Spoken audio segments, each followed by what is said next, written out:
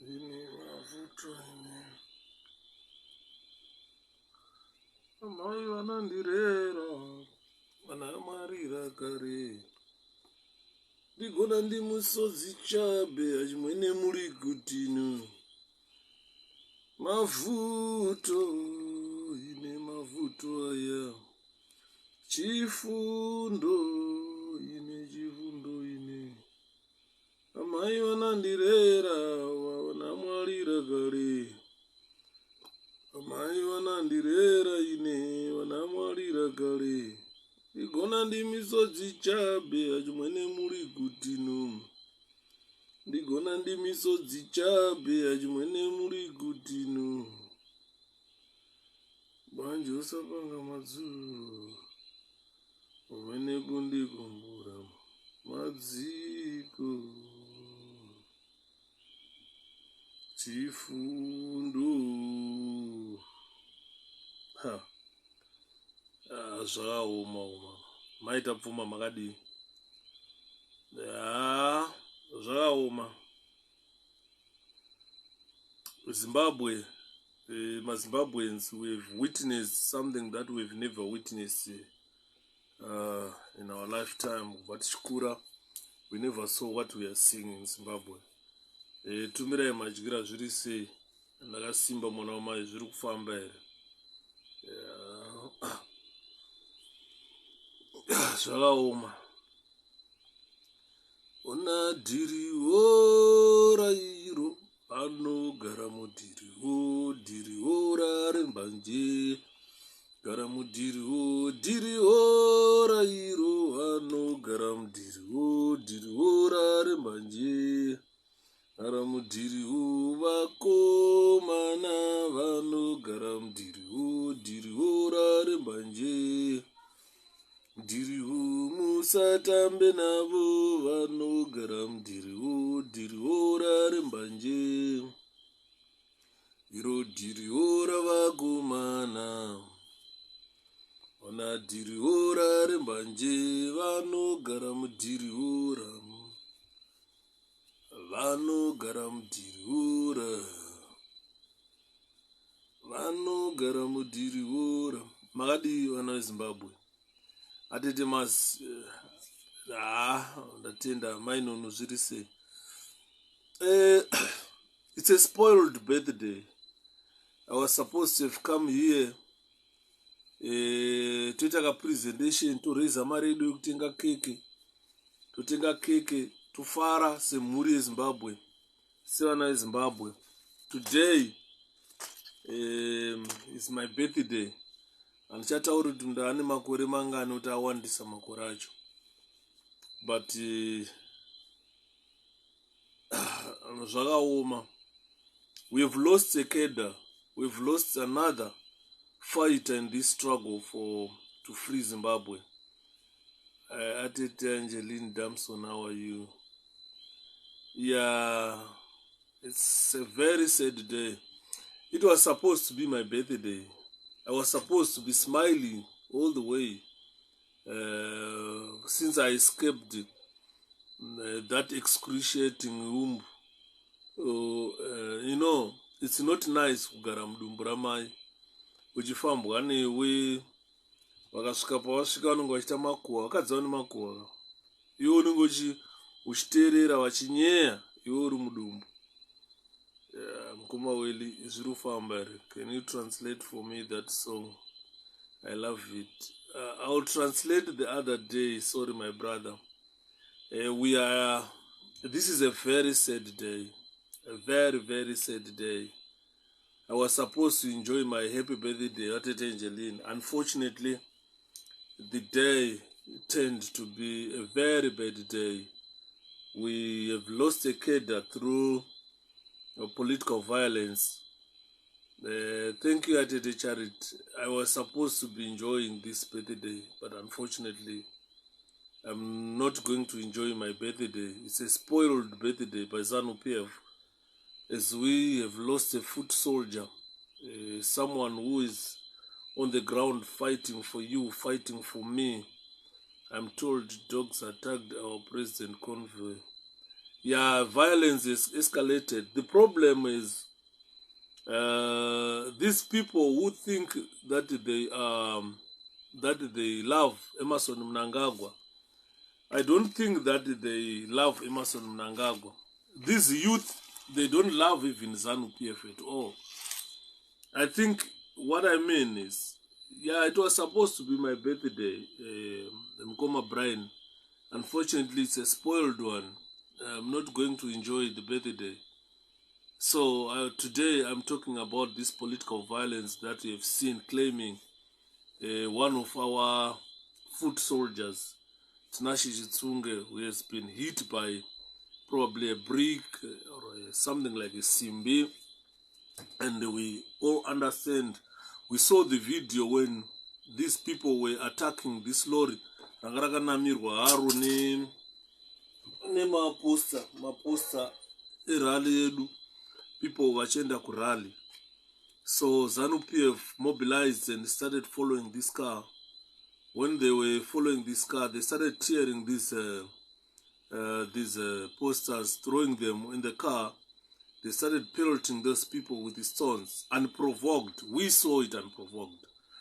So this is why I'm saying, those people, they pretend like they love ZANU-PF. To be honest with you, they don't understand what is angered Zimbabweans. Zimbabweans have been angered by use of violence by ZANU-PF. I always tell Zimbabweans that it will be very difficult for the people of Zimbabwe to forgive these thugs.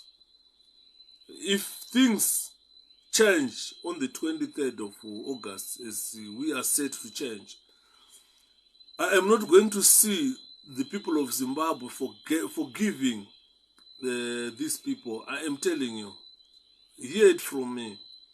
I've always maintained this, that even President Chamisa condemns retribution. We are not going to mince our words. We are going for a straight retribution.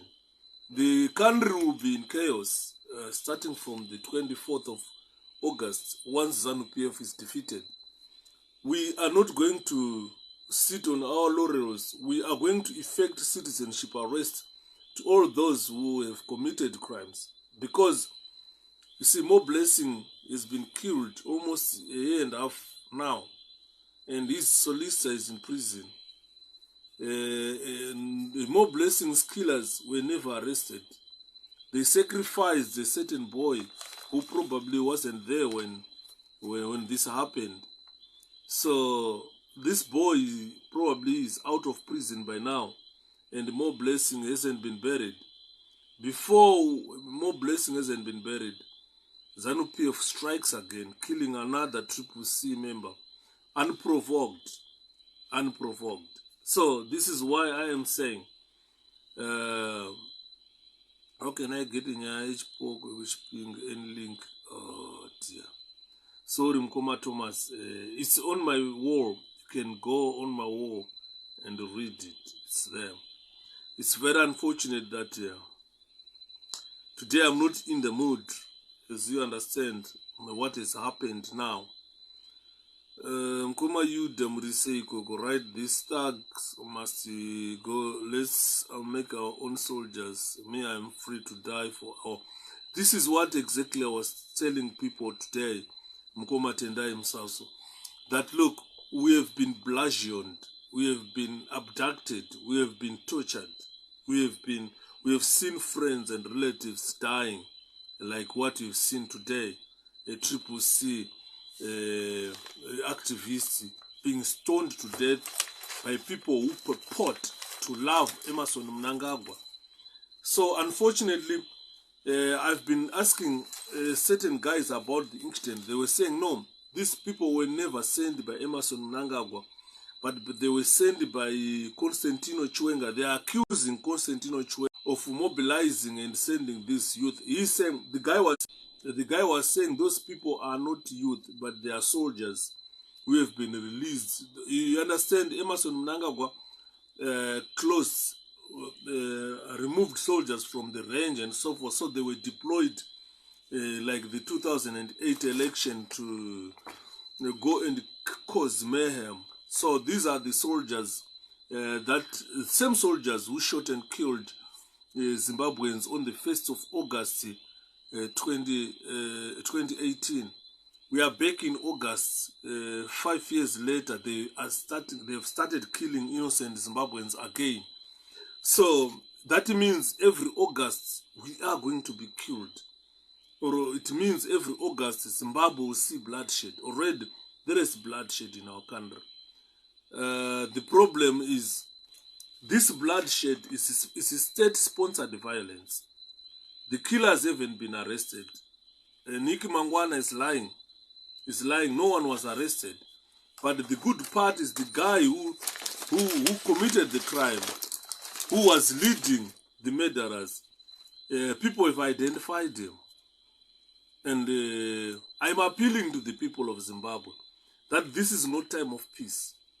This is time of mourning. When you mourn, you don't mourn in peace. I've never seen anyone crying in peace. I've never seen anyone munajichema in peace. I've never seen that. This is not a time where we can send the rest in peace, because he did not die in peace. So he is not going to rest in peace. What I'm saying, what I'm looking at the moment is the escalation of political violence in our country. Our president has been attacked in Nyanga when he was on his way from Nyanga. The motorcade has been barricaded and attacked. This is what I've heard so far. Yeah, this guy is known as 𝗳𝗶𝗴𝗵𝗁. So I'm not advocating for violence, but I am saying the 𝗳𝗶𝗴𝗵 family must feel the heat. This guy, obvious, 𝗳𝗶𝗴𝗵𝗁, he has got brothers, he has got sisters, he has got a family home. He comes from somewhere else. So I'm appealing for information from well-wishers who really understand where this guy comes from, the rural home. We want to profile this guy. We want to know where he comes from.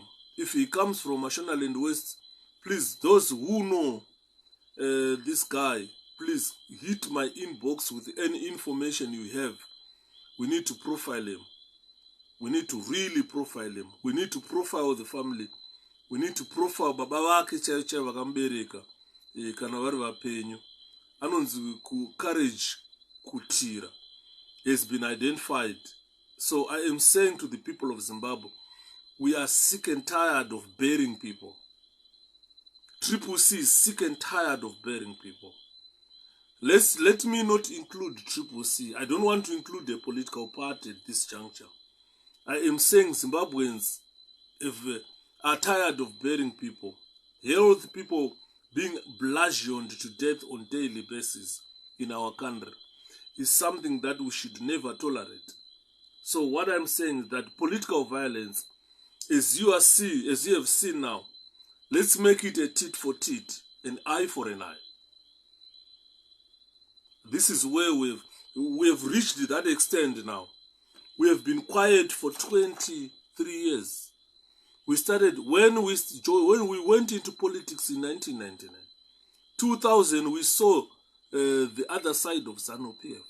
People bludgeoned, houses being burned, people being shot and killed, people being abducted, some being beheaded. We saw in Magunje, takaona msoro wemunhu.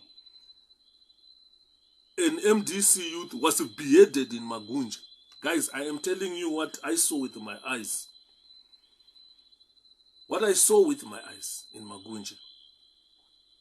That guy, Chambati guy, vakamutora paMagunje growth point. They beheaded him. Chambati. Vakamubvisa musoro. The board vakamhanya nemusoro. They were running around that Magunje growth point. Vakabata musoro. You know, this is when I saw kuti munhu kana akufa, a healthy human being, if he's dying, you can see the head will be like, and the eyes will be like popping out. Musoro usina board. Chambati was trying to say something. Chambati's eyes were like moving. I saw Chambati's beheaded torso. I saw Chambate's head in 2008.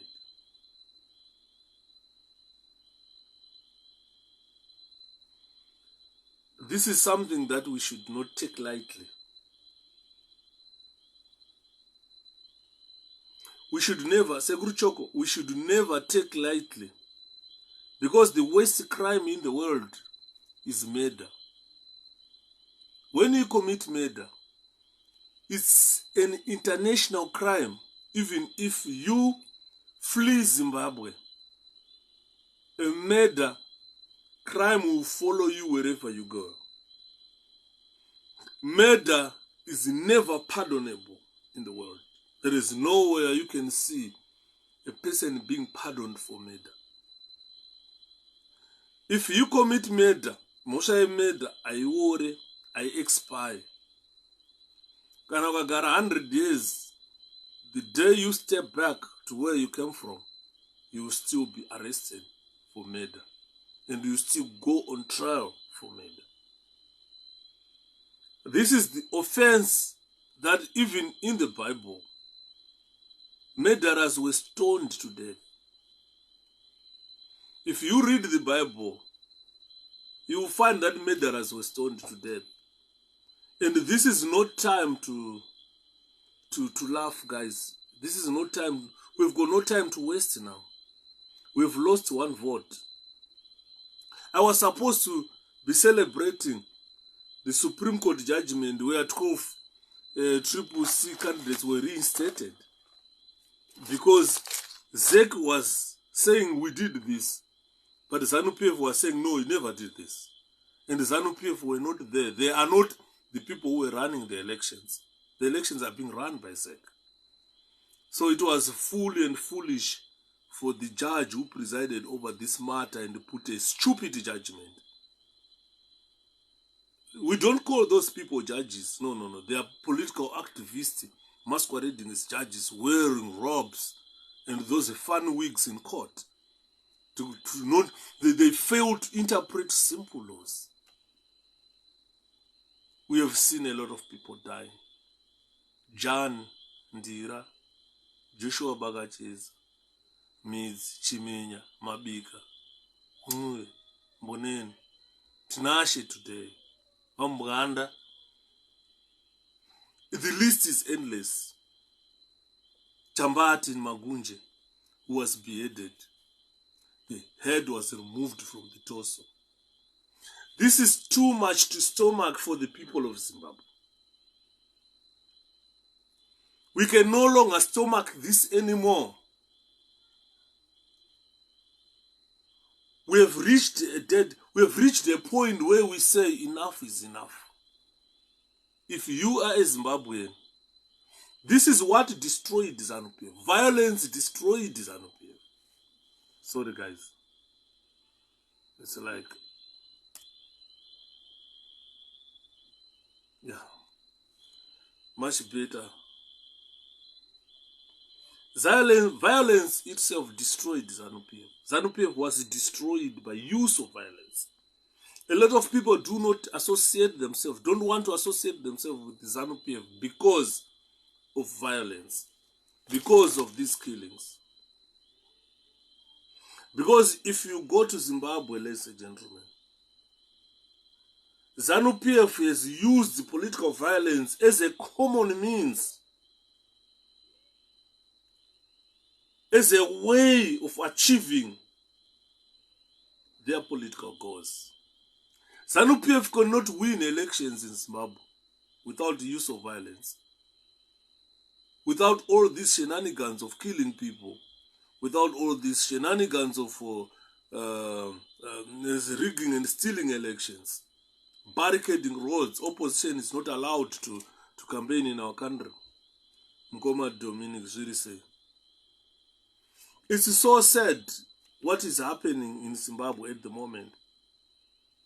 ZANU-PF, they think they have got this right to use force. Remember, ZANU-PF is not a police force. ZANU-PF is not army. ZANU-PF is a political party. I don't understand where they are deducing their right to use violence against the people of Zimbabwe. They have survived on violence. Now it's time for Zimbabweans to look at self-defense. We don't need to be violent, but we need an eye for an eye, a tit for a tit. We need self-defense. If we continue with this trajectory of dying, by 23rd of July this year, we will bury a lot of people. If we don't adopt self-defense stance, we want to defend ourselves. I'm urging Zimbabweans, I'm urging the people of Zimbabwe that it's high time now we should form virtue groups and defend ourselves. Because already we have lost probably 10 members or 100 𝗵𝗶 members since we formed. We are just a 1-year-old part. But if you look at the rate we have been killed by ZANU-PF, we have been killed at a larger rate. Sorry guys, let me... Hello. We won. You won how many? 5-2. Did you score? Beautiful goal. How many? Ball, I scored one, but it was a good goal. The ball was played towards me. I flicked it up, like across my foot. Came up. I need it like that. I volleyed it, and it's like chaos into the top left corner. Oh, better. Beautiful goal. Good. Well done. Yeah. So you didn't use that other top? I've got it's in the kitchen. Johnny gave me this one. Oh, good. Yeah. Well done. Thank you. All right.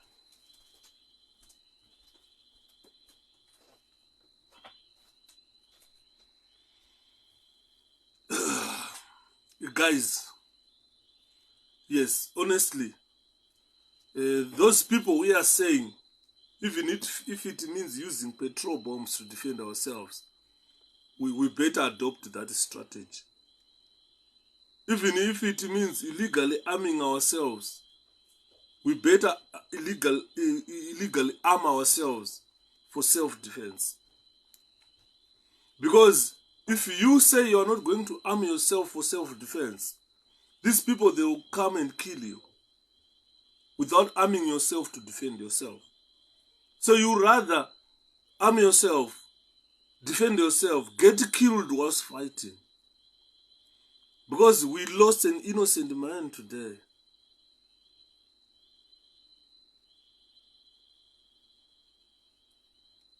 We lost an innocent man today.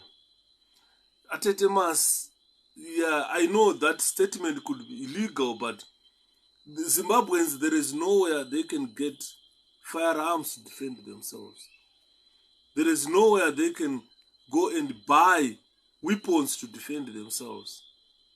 But this state-sponsored violence, ZANU-PF is using national weapons, is using national soldiers, is using national police to attack and kill innocent civilians.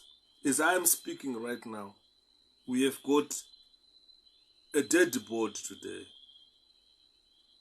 We have got a dead body. Someone is dead.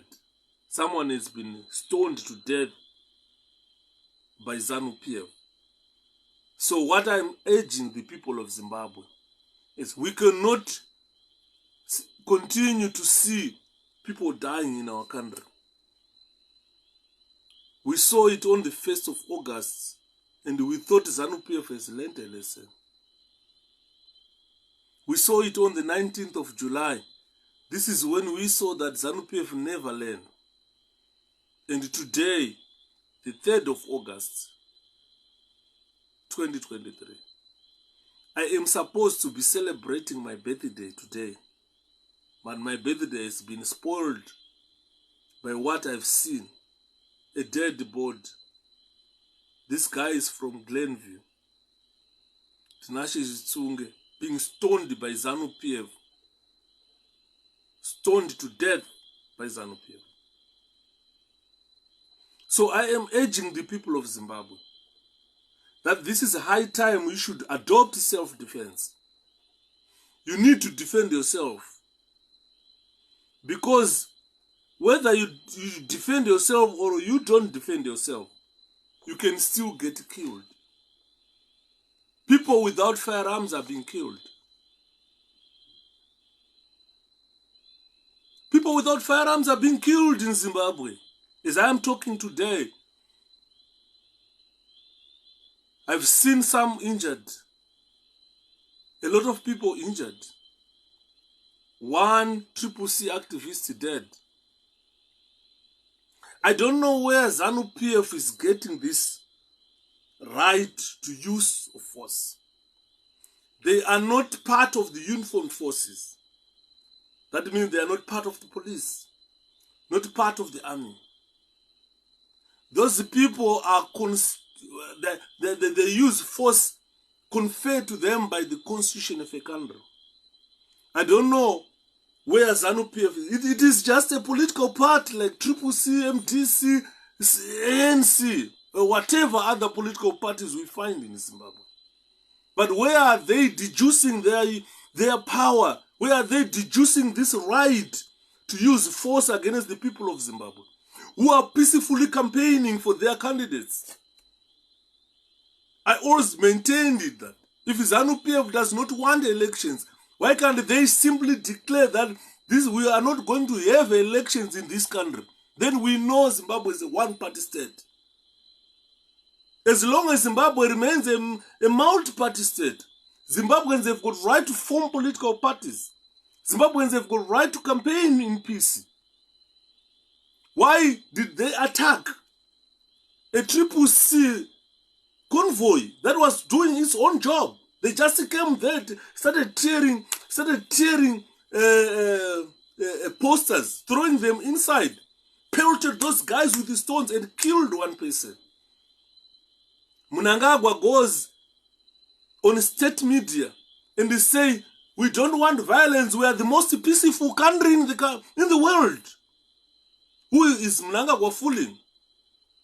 I always told people that, look, we are in a digital era.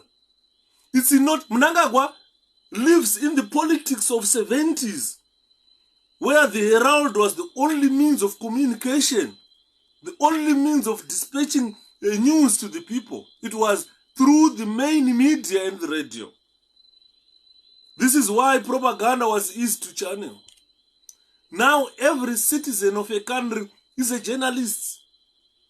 Every citizen of a country has got a phone, a smartphone that can take videos, that can take anything. Whatever political violence you initiate, we see it. As it happens, we will be watching it. What we saw today is a shocking situation. And the ZANU-PF people, they waited for the observers to come in Zimbabwe and start political violence. Start killing people in front of international observers. This is why I am saying, the guy I was talking to was right. He is saying, these are Chiwenga's boys, they don't belong to Mnangagwa.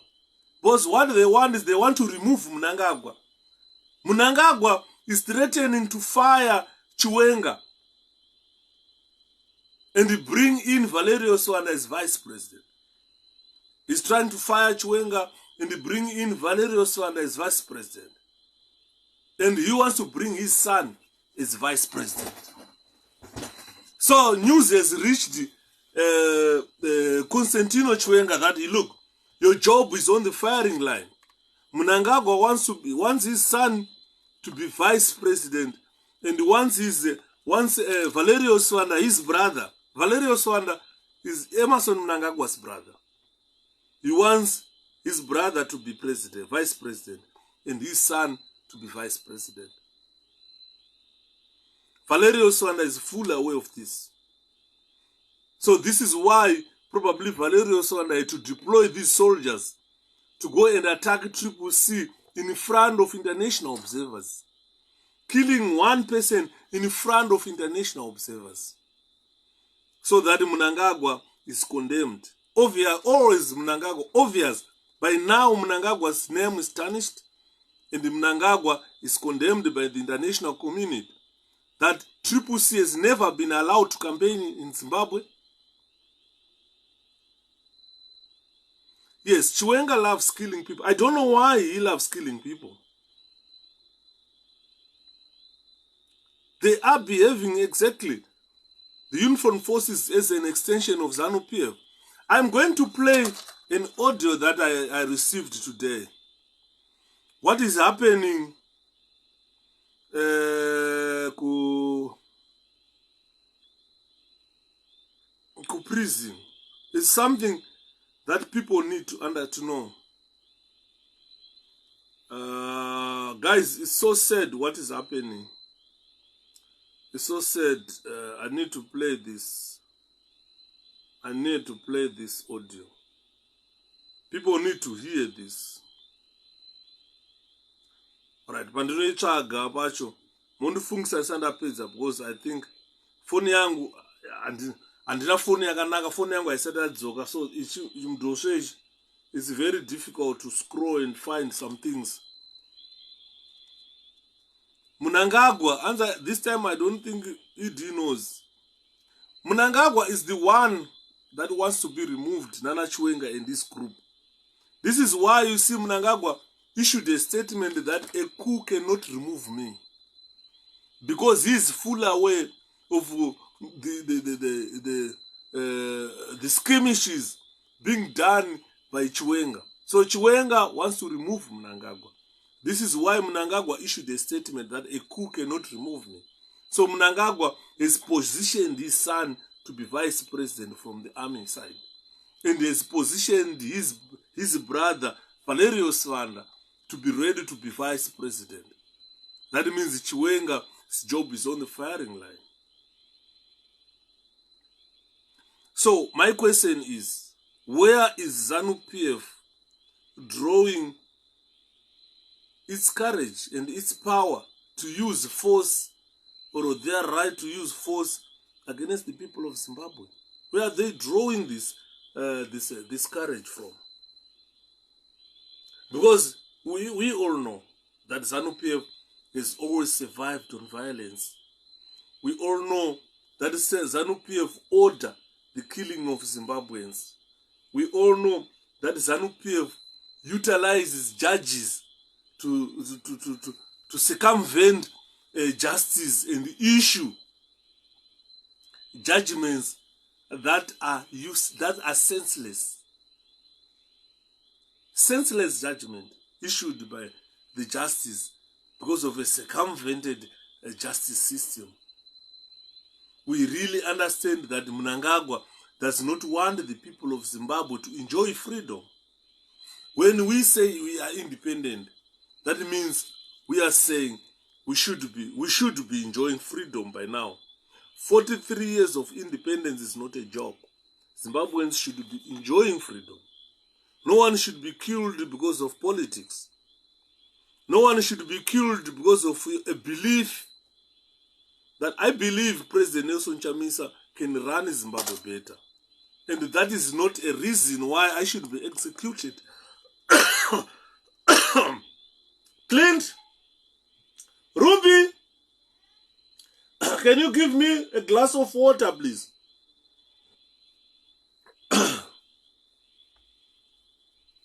So sad, guys. So sad. Mkoma last, we are talking about political violence. Sorry. I don't know what's happening.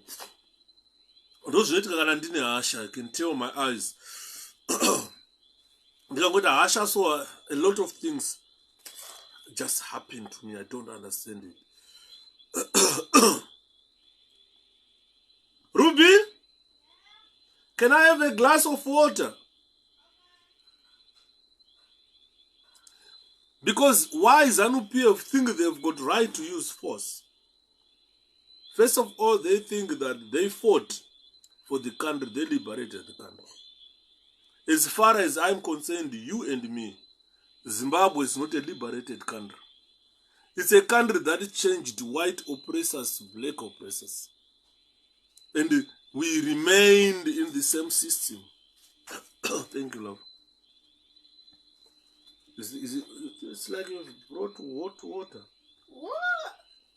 No, I didn't. Thank you. Thank you, Ate the Yellow Lady. You see, because if you go to Zimbabwe today, or to those people in Zimbabwe, you can agree with me that ZANU-PF possess all the resources in our country. They possess the land, they possess the water, all minerals, they possess all resources, from natural resources to man-made resources in our country. This is probably why they feel like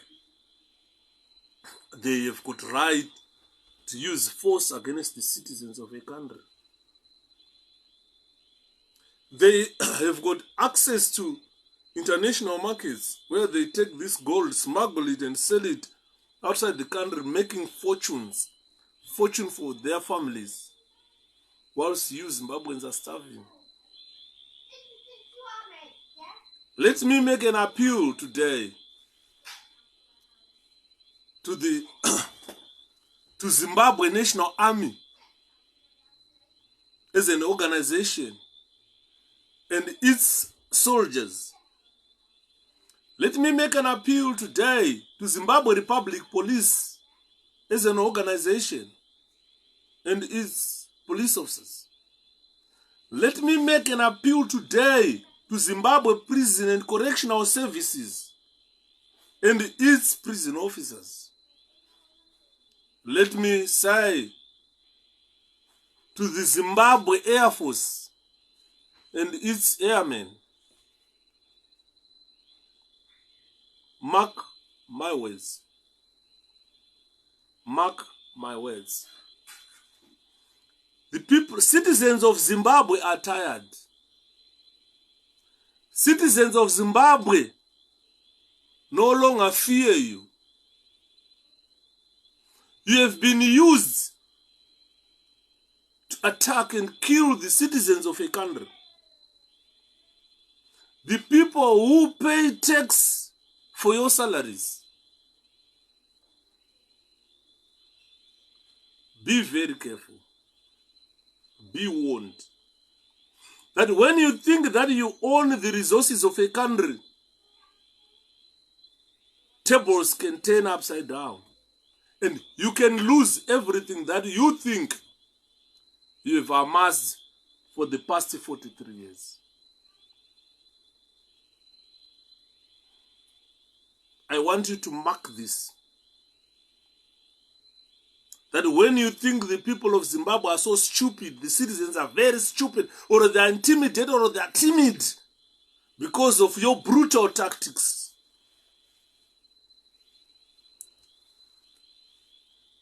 your rule is coming to an end. Your political system is coming to an end. Because you think the citizens will never respond to your political violence. And you think citizens of Zimbabwe will never challenge your political stupidity. Your rule is coming to an end.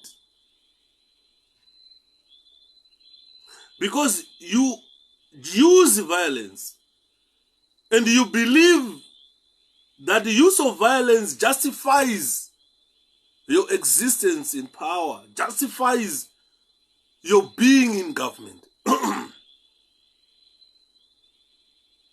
And you believe use of violence is the only method and means of achieving your political objectives.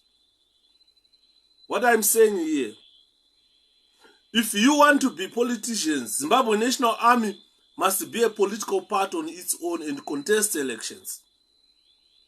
Zimbabwe Prison and Correctional Services Because you want to be politicians, you want to be in politics.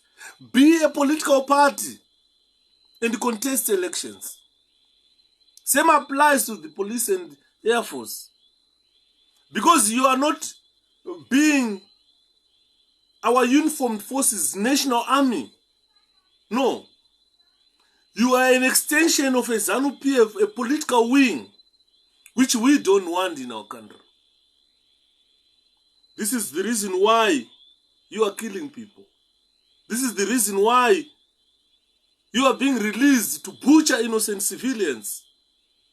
Someone who has got a placard, who doesn't have a weapon, you go and stone and kill that person.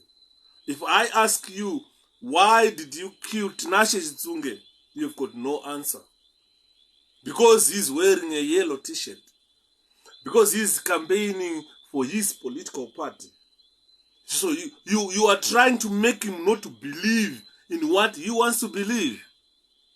Masiane with those Islamic terrorists who go into churches and butcher Christians because they are believing in Jesus, they are believing in God. Every time when I come live on Facebook and tell Zimbabweans and the world that ZANU-PF is a terrorist part, this is exactly what I mean. Compare ZANU-PF with the ISIS there in Afghanistan. You are not allowed to hold a Bible in Afghanistan. You are not allowed to go into a church and pray. If you are taken hostage by the ISIS, they gauge your belief by reciting the Quran. If you can recite the Quran, that's it. You will be executed. Compare that with the ZANU-PF.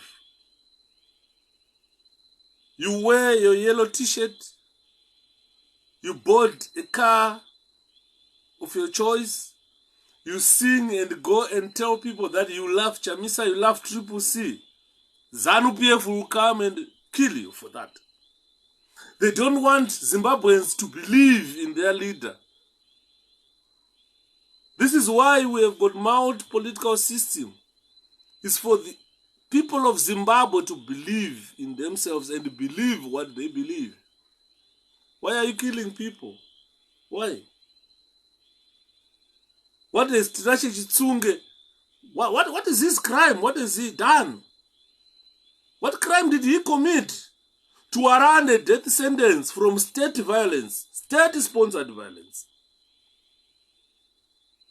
I don't understand why. The reason why ZANU-PF is doing this. You don't want people to have their political beliefs.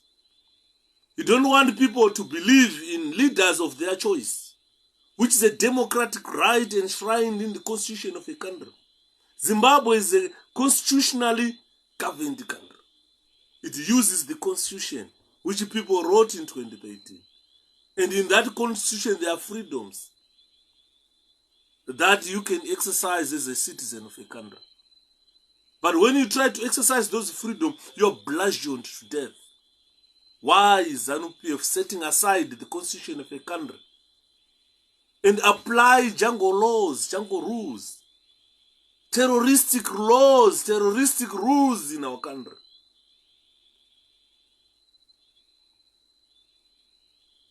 I don't understand.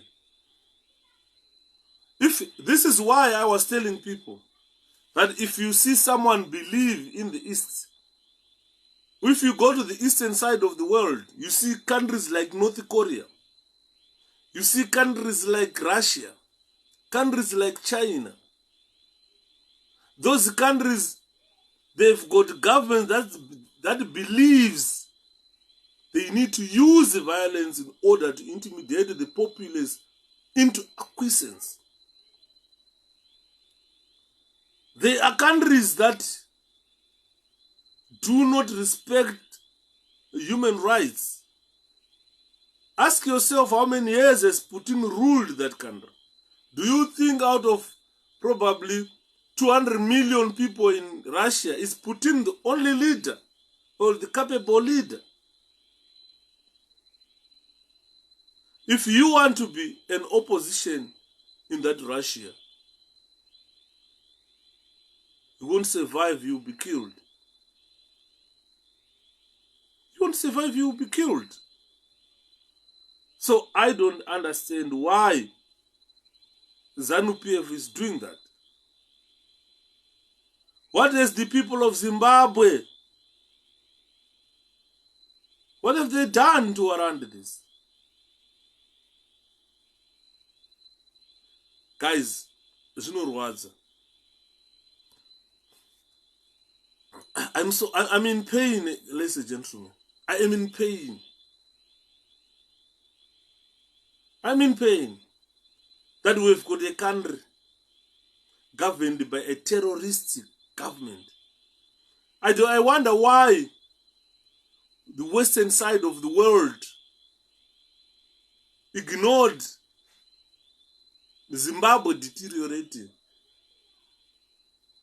Because why the United Nations ignored Zimbabwe deteriorating? In other countries, if you go to Libya, Libyans were sponsored to get rid of an idiot. Libya was under the leadership of an idiot. Someone who used Libya's fuel to enrich himself. The little bit that was left, he could give to the people of Libyans as benefits. Imagine, he could take oil, go buy gold, go to Russia and say, make me a pistol of gold. And that pistol of gold is the one that was used to kill him. He died after being shot by a pistol made of gold. Very stupid. Every time I listen to Zimbabweans about Libya, Libya is a country which is probably 2 or 3 times or 4 times bigger than Zimbabwe. That country has got just 7 million or less people. Zimbabwe has got 15+ million people. Libya produces massive or billions of fine oil. Libya is the only country which can produce fine oil. And that oil in Libya has made Libya probably the richest country in Africa with its oil. But go to Libya today and see how Libyans live. Some idiots said Libyans were being given benefits. Do you know how much Libya as a country realizes every year? With just 7 million people, all Libyans should have mansions. Just 7 million people, how rich that country was. Every Libyan should have had a mansion, living in a mansion. Government will just build 7 million mansions for all those people. But that idiot never did it. He used to instruct his son to form a 𝗳𝗶𝗵𝗵𝗁 brigade that built barracks where Libyans were abducted and butchered on a daily basis. Until certain soldiers escaped from that 𝗳𝗵𝗵𝗵𝗁 brigade.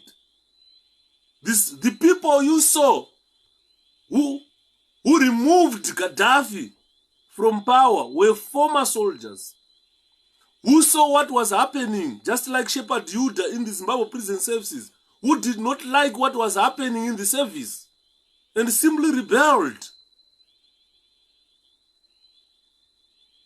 And those soldiers, former Libyan soldiers, are the ones who removed Gaddafi. And they led people to see there was a shed full of dead bodies. People who were being abducted, disappeared, and murdered by the 𝗳𝗵𝗵𝗵𝗁 brigade. They were stacked in a very big shed. There were thousands and thousands of bodies there. And the Zimbabweans say Gaddafi was probably the best African leader. You are not being honest to yourself. Because you don't know, you don't read, you don't follow news. And then I would like to engage someone who read and follow news. Not someone who just listen to propaganda and rumors. Someone who sanitize Gaddafi. So what you are seeing today are the results of that belief in Gaddafi, that belief in Putin. Zimbabweans are being butchered. Ladies and gentlemen, I want to be honest with you. Let me be honest today with you. That I think my time has come to lead a rebellion in Zimbabwe. We definitely need an army to fight the Zimbabwe government. We definitely need that. It's no secret anymore. Because when soldiers are being released to attack innocent civilians and kill them, that means those soldiers are inviting for a war. They are poking civilians in the eye to say, go form an army and come, let's fight. These people, they are just provoking us to form an army and fight them. So I am saying we should be responding positively to the demands of Zimbabwe National Army. They are thirst of a fight. They are thirst of a fight. I've said that these people, they are like, they've got this craving of a battle. You cannot just train soldiers and confine them to barracks. You recruit thousands of soldiers, confine them to barracks. You can't send them to countries where conflict is to go and have a battlefield. Saka vafana vari muZNA, vafana vari kunzwa kuda kunzwa chiuto, dai hondo yangu tanga, tamboenda kubasa. Vanhu vari kukumbira hondo because they are poking the civilians in the eye. Kuti makapusa, why can't you start an army? Let's have a fight. Ndakambotara ndikati vana America nedzimwe nyika dai vambopa Zimbabwe a friendly match. Now they've got grounds to issue a friendly match against Zimbabwe. Why I'm saying that? It's because if you go to Zimbabwe, if you fly into Zimbabwe, you are flying into a British property. I've told you time and again that the map you see, it was drawn by the British. And they said, this is our property. Once you fly into that country, you are flying into their property. This is the reason why when Queen Elizabeth died, on the coronation day of King Charles, Zimbabwe was invited to say, can you come and watch your king being coronated? The reason why is because that map you call Zimbabwe today, former Rhodesia, it was drawn by the British and they gave it to Queen Elizabeth as her property. This is why she was Her Majesty, Queen Elizabeth.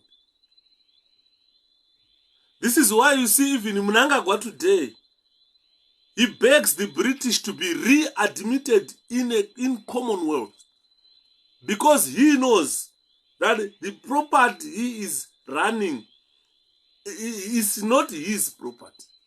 Zimbabwe, kudara isati yaku Zimbabwe, that part of Southern Africa here, angari ma-kingdoms. The Bulawa yanzi the Mtwakazi kingdom, the Monomotapa kingdom, the 𝗃𝗂𝗁𝗃, the Mfeka, I mean, different kingdoms used to run pockets and pockets of what is Zimbabwe today. So the British came, drew their map, incorporated all those kingdoms and merged them into one country. Zimbabwe is a federal country. Munhu ndakambomuudza mumwe munhu akati unonyepa, ndikati kana usikazive history Zimbabwe nyarara. It's a federal country that had different chiefs from different areas brought together to form one country. This is the reason why I told people last time that if ZANU-PF government is removed, the coming government must recognize those different areas. We should do away with the Mashonaland province, Matabeleland province, Manicaland province, Masvingo province. We should do away with that. The Masvingo province is known as Munumtapa Empire.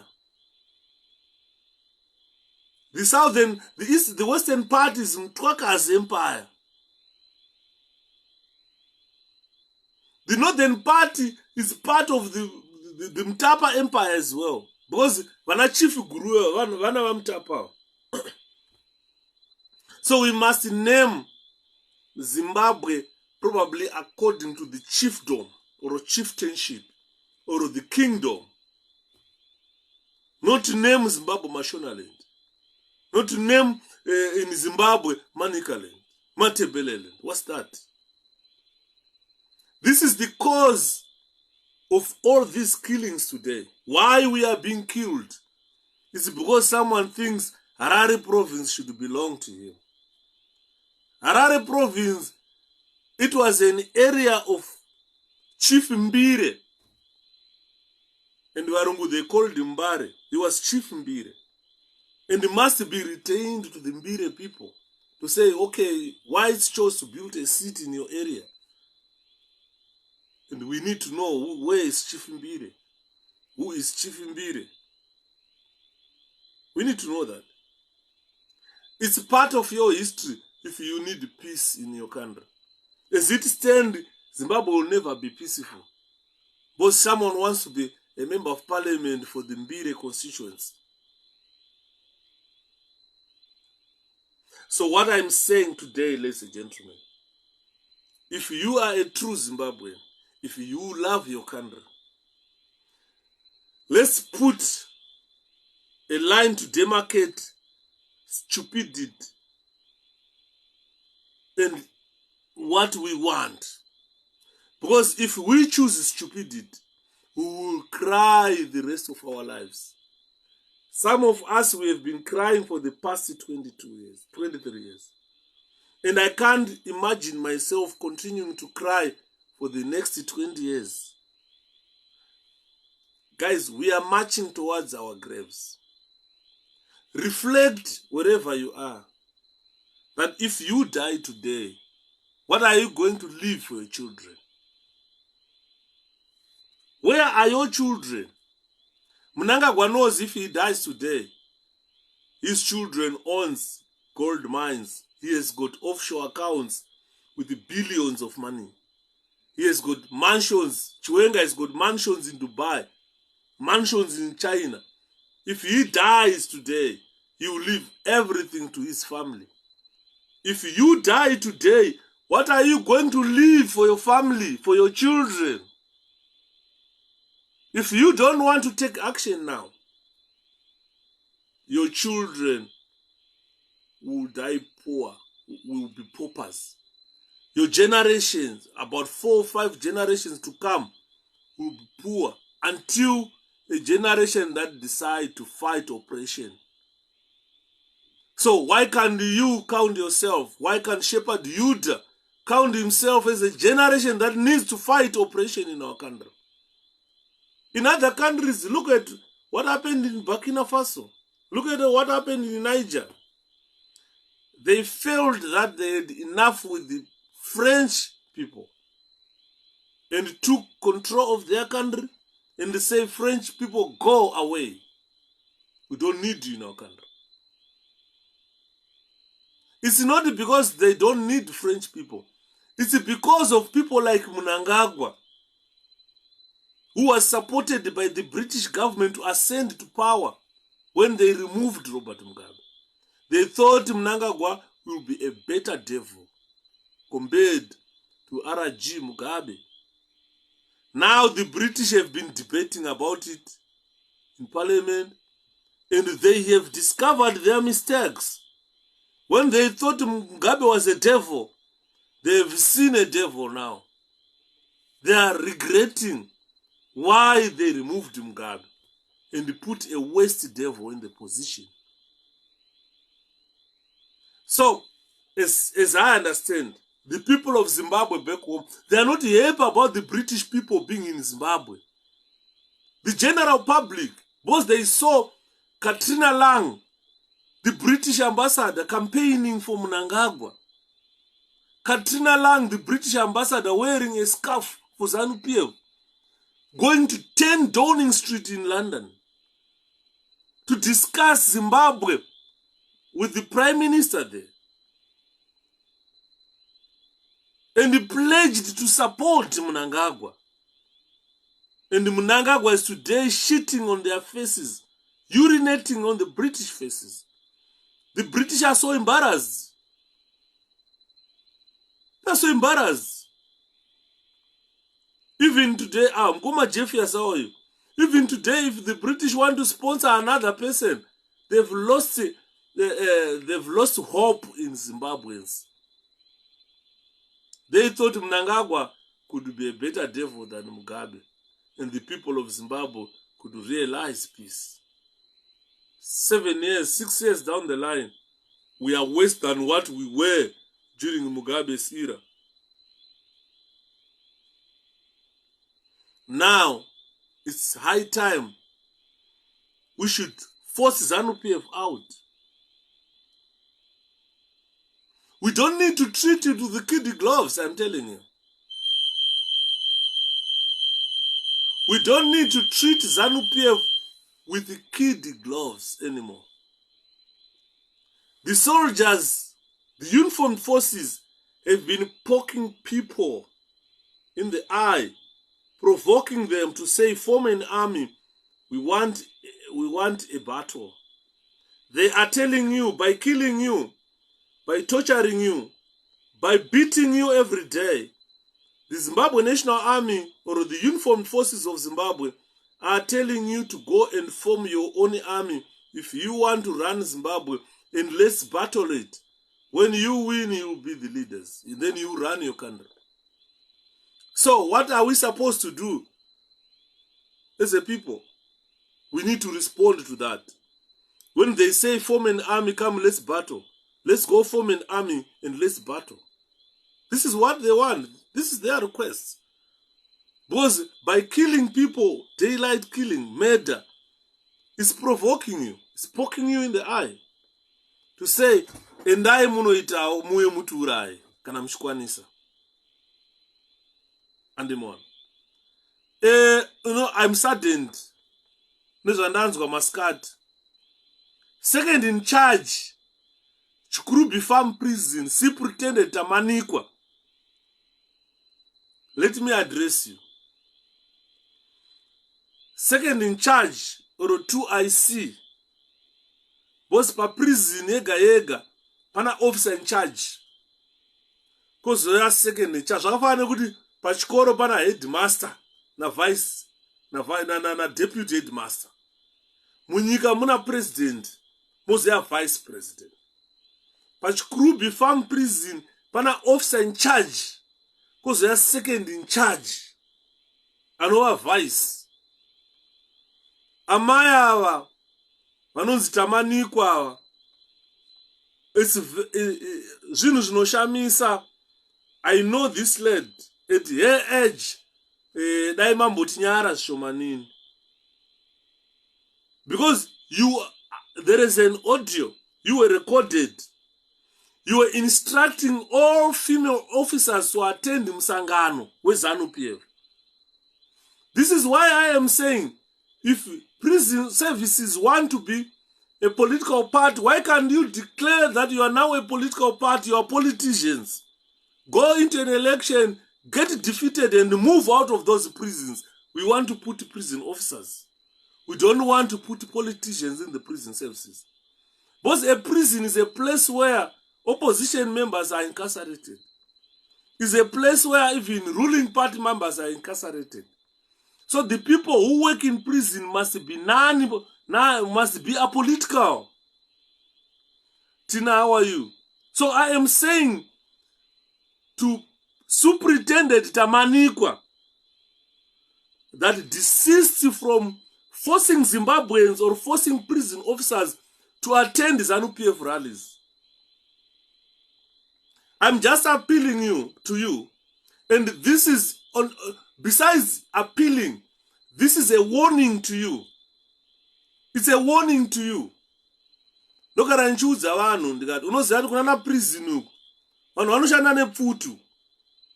Ukaramba uchishungurudza vanhu saizvozvizvi, mumwe munhu anenge ane mhepo dzake anongosimuka tugo kusanyere ofa. Unofira mahara. So I am appealing to second in charge of Chikurubi Farm Prison, Superintendent Tamanikwa, that desist from forcing female officers to attend ZANU-PF rallies. Guys, I am going to play this audio. This is the superintendent for 2IC. This is 2IC Tamanikwa, second in charge at Chikurubi Farm Prison. I want you to listen what she was saying. What's gonna say?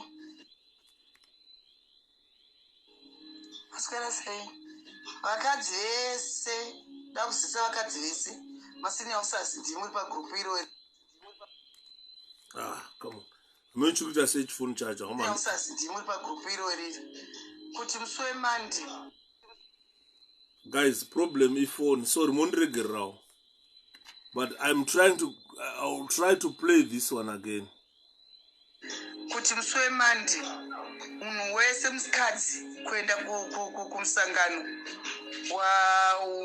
urikuitwa ikoko in civilian handiti makuseni na9 o'clock. Venyu tatadzi DMV but DOC vari kuti wadi kuitirwa kuTD. Saka handisi kuziva pasi hasa ndayasonzwa venyu yacho kuti topasisa ipi DOC vataura manje ndakutouninginapo kuti madi kuitirwe kutraining school. Saka regai tichizotanga takonfirma kuti venyu ndeipi but mukadzi wese anongozviti mukadzi pafamu hakuna mukadzi anenge aripo pastation anenge ari kutiti. Handiti badze isa kugrupu revana vadiki kuti without fail hakuna atinozonzanga ari panapa azoonekwa ari panapa. Masajeni meja tibatsireiwo mukaona mukadzi anenge aripo not down ozotaura chikonzero chekuti ari kutsvaga iyanza aita se whether ari palivi whether ari pai ngaauye tisangane kupi kukoko kutiti kwacho kuri kutaurwa kana kuti kuDMV chakuudza kuti tinge taita kupi because mamusoemba isande tinge tatoone venyu takuisiwa. Mamunzwa, I'm going to play this audio kana ndakupedza futi. This is Superintendent Tamanikwa instructing all female officers to attend ZANU-PF rally. Hanzi kuGlenville zvikambonzi ngaizoitirwa kuChikurubi training depot. So remember last time when I was talking why I joined the MDC. This is exactly what forced me to join the MDC. Kuti kana kune vamwe vanoda ZANU vakapfeka uniform, why can't I be different from them and support my own political party? And hanzi nhasi vanhu vanga vachiratidzwa chividhiyo checivic education kuprison rine masong ekuti hanzi nyika inovakwa neveni. Imagine trying to doctrinate people, trying to force Zimbabweans to love Mnangagwa vasikadi Mnangagwa. And you, as you also understand, nemusi wechipiri, today is Thursday, last Tuesday, Gordon Matanga and Chiwovu vakaenda vakanoadresa masoja, vakanoadresa maprison officers pa training depot. They went there, addressed prison officers patraining depot. Matanga akataura achiti kana pakanenge paitika riot yese kana takuda assistance atichatori masoja takuya kuzotora Zimbabwe prison services. Hanzi namukoma George Murukazi pakungoda pfuti my-elections haashande, it's a waste of time. Ipapo ndobvumirana nemi mukoma George. Saka ezvinezvi Matanga uyu akatora mapurisa ari kunyepa kuti asitora masoja. Mapurisa, masoja nema prison officers vakatorwa kunotraina riot. Vachazopiwa police uniform yekuti vachatanga 2 weeks before election they will be deployed and they will remain there after a week after elections. And vari kunzi vari kuenda ikoko kuriot vari kunopiwa $90 a day. Ndosaka vari kuenda. But ndanakidzwa netsamba yavakanyorerwa nemugadhijeri. Pane tsamba yakanyorwa nemumwe mugadhijeri yandoda kuverenga. Ndichazokuisirai mozoiverenga mega. Yakanzi wadiwa Commissioner General of Police and Prison. Police and Prison. Hanzi please. Commissioner Generals of Police and Prison. Godwin, it's Godwin, Jara Godwin. Godwin Matanga and Moses Chiovhu. Taikumbirawo kuti muite sevanhu vakarwa hondo vachirwira kusunungura Zimbabwe. Isu mapurisa nemaprison officers taneta nemi. Nhasi matuma naMnangagwa kuuya kwatiri apa muri kungotaura mega zvamuri kuona kunge tisingafungi. Hanzi zvamuri kutaura izvozvo muri kuona isu sevanhu vasingafungi. Isusu hatiteerere izvozvo. Muri kutengerana dzimotikari dzinodhura, vana venyu vachifara, isu vedu vana vachingonhonga svosve nemuromo. Kuuya kwamaita pano pachi-Krubby training depot, dai muri vanhu mamuudza iyeye akutumai kuti tipe mari tinopa vakomana nevasikana vanotichengetedza. Manje hamuna kungwara. Iyezvi muri kutaura zvamuri kutaura tinemi. Hapana anogona kukuudzai chokwadi pano. Nhasi, hanzi pana hapana anogona kukuudzai chokwadi pano nhasi. Tinopedzerana hedu. Munopiwa mari, munotengerwa mazimota makuru anodhura. Isu tichimama nenhamo. Mapedza motumwa kunzi endai munovhundutsira. Isu manje hanzi muri kumama, isu hativhunduki. Isu manje hanzi muri kumama, isu hativhunduki. Sorry guys, ilanguage yacho ndokunyorwa kwaitwa tsamba. This letter has been posted kuna commissioner wearmy, kuna commissioner wepolice na commissioner weprison. Hanzi muri kumama, isu hativhunduki. Dai muri vanhu maitipa mari ndipo pane nyaya yedu kuti tiisewo food patable. Vana vaende kuzvikoro. Vabereki kumusha uku tichavachengetawo nei? Hurumende yenyu last month yakanyepera nyika yese kunzi tapa vashandi vehurumende mari $150. But rate yamakashandisa ndeipi? Imbotiudzai. Imi varume muri genuine comrades here imi kana kuti muri mafake? Tati tinyore neshona kuti nyika yose inzwe.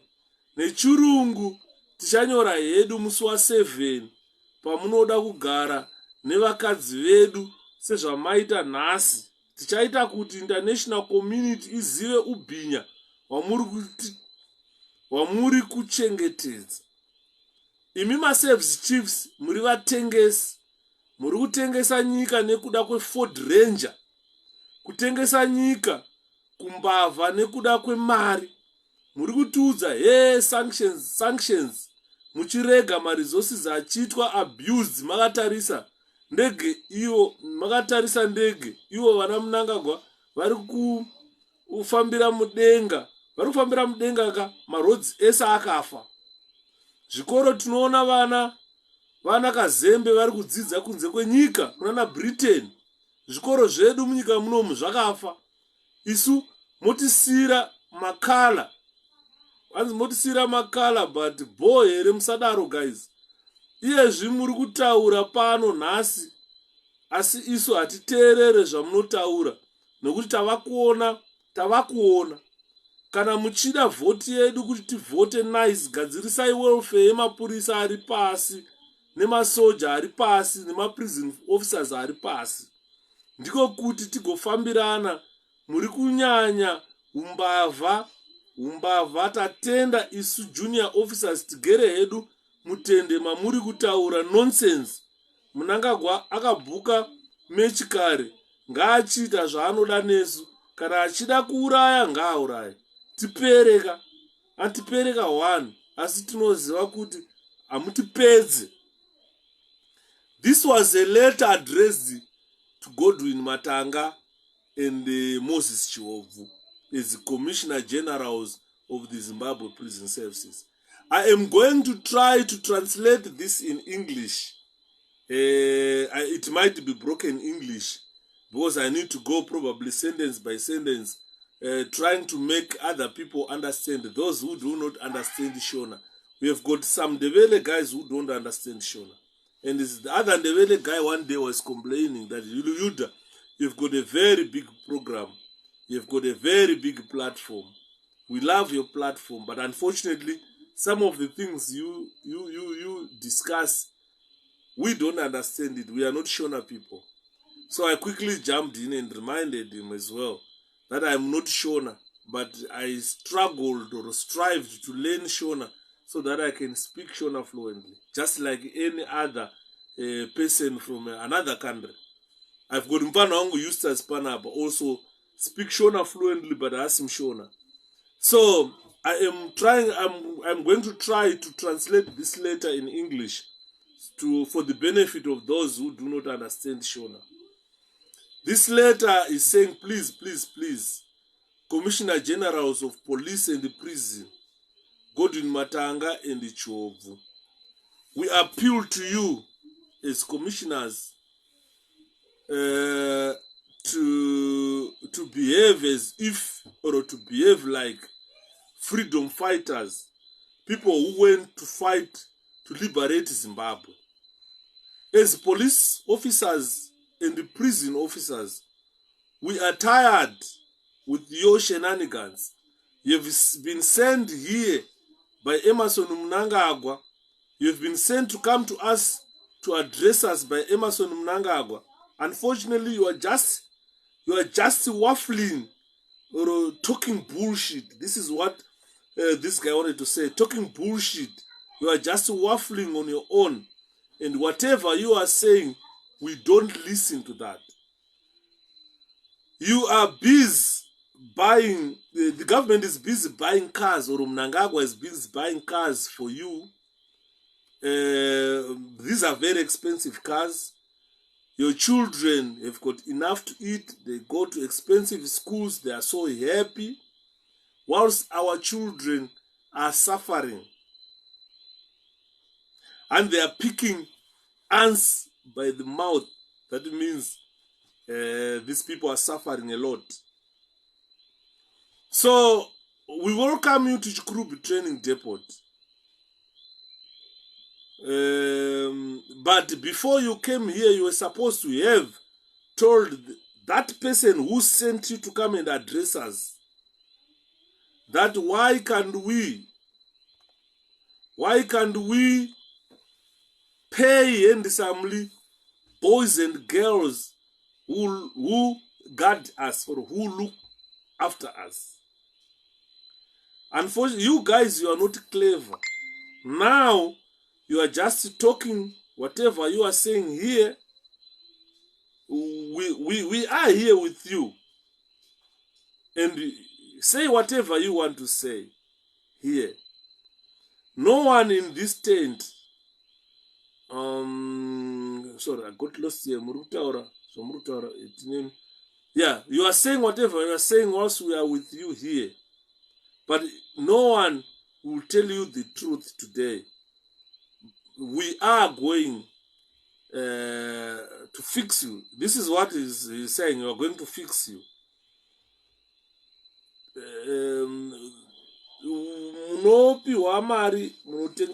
You are given large sums of money, and you receive, or the government buys you expensive cars, whilst we reel in poverty. After you receive all these perks, you are sent to us to intimidate us. Unfortunately, we are not going to be intimidated this time. You are going to see it. If you were leaders with the people at heart, you were supposed to have addressed the issue of money. This is where our issues are. We want food on the table. We want our kids to go to school. We want to be able to look after our elder parents in the rural areas. We need to look after them. Your government last month lied to the world that we have given civil servants $150. But what rate have you used? Can you tell us? You guys, are you genuine war veterans or you are fake war veterans? I've decided to write this in Shona so that the whole country or the whole world, I've decided to write this in Shona for the whole world or for the whole country to understand. On the 7th, when you are going to meet our wives or families, we are going to write this in English for the world to know. I understand you are here to address us, but we want the international community to know whatever you are doing. Because you murderers, this is not the way to look after your servants. You serves chiefs, you are the biggest sellouts. You are selling out the country because you want to receive Ford Rangers. You are selling out the country to these thieves in government because you just want money. You are telling us here, sanctions, sanctions, whilst you allow the country's resources to be abused. You watch every time Mnangagwa flying our natural resources like gold to other countries. Today Mnangagwa is airborne because all the roads are dilapidated. In regard to education, we see, for instance, Kazembe's son receiving proper education outside Zimbabwe. Then all you destroyed the education system. All schools are dysfunctional, and you, as Motisira Makala, I'm not sure what he wanted to mean here, but is this right, guys? Today you have come here to address us, but unfortunately we are not going to listen to you because you are gibberishing, you are talking gibberish, rubbish. Now, as prison officers, we have opened our eyes. We can now see. We've opened our ears. We can now hear. If you want our votes, if you want us to vote nicely, you need to address the issues of welfare,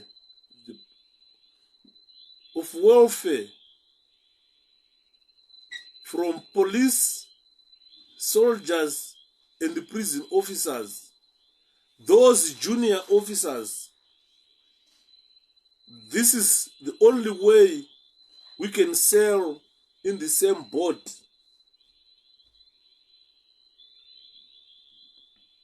Tatenda isu junior officers tigere hedu. And I thank you. We are junior officers seated here in the tent where you are addressing us, talking nonsense. Mnangagwa booked a match already, so let him do whatever he wants to do with us. If he wants to kill us all, let him kill us all. Let us perish once. But I warn you that you are not going to wipe us all.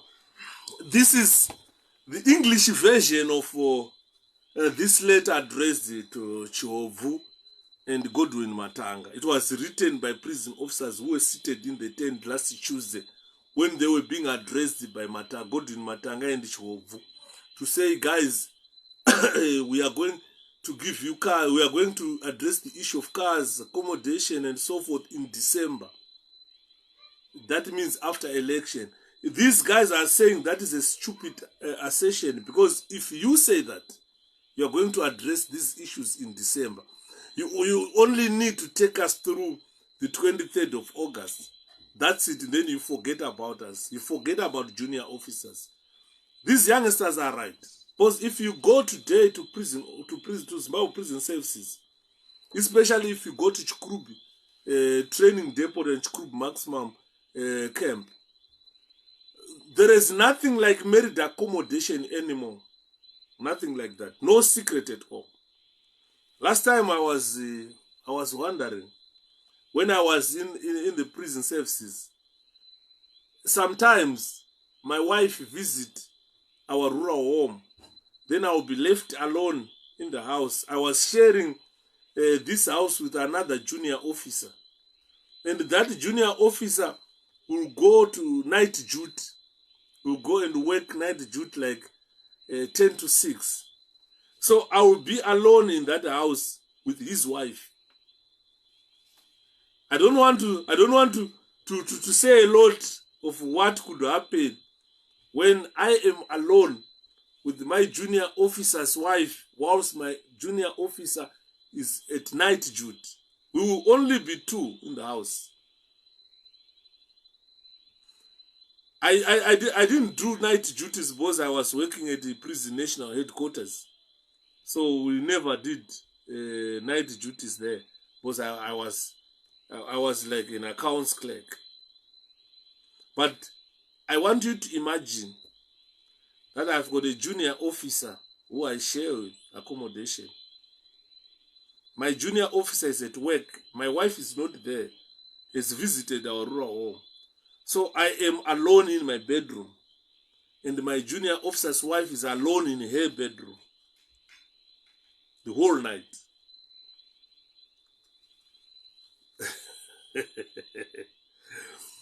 Remember, last time I spoke about one of my friends. He later became a friend of mine. This guy,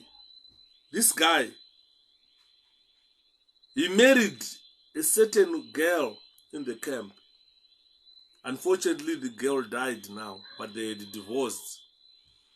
So this girl was impregnated by someone. And when he eloped, when she eloped, she went to this guy. The guy is still in the service, right? So one day, these people, we were neighbors. We were neighbors. So I had gone to school. Saka my pastor, no, I didn't say that. So one day I was in college. So I came back one day. When I came back, we had a course that we were training, I think. I can't remember which course was this. So I went to the guard room where, group training depot. Most guys who used to perform duties there were footballers. So we were like footballers. We used to play football there.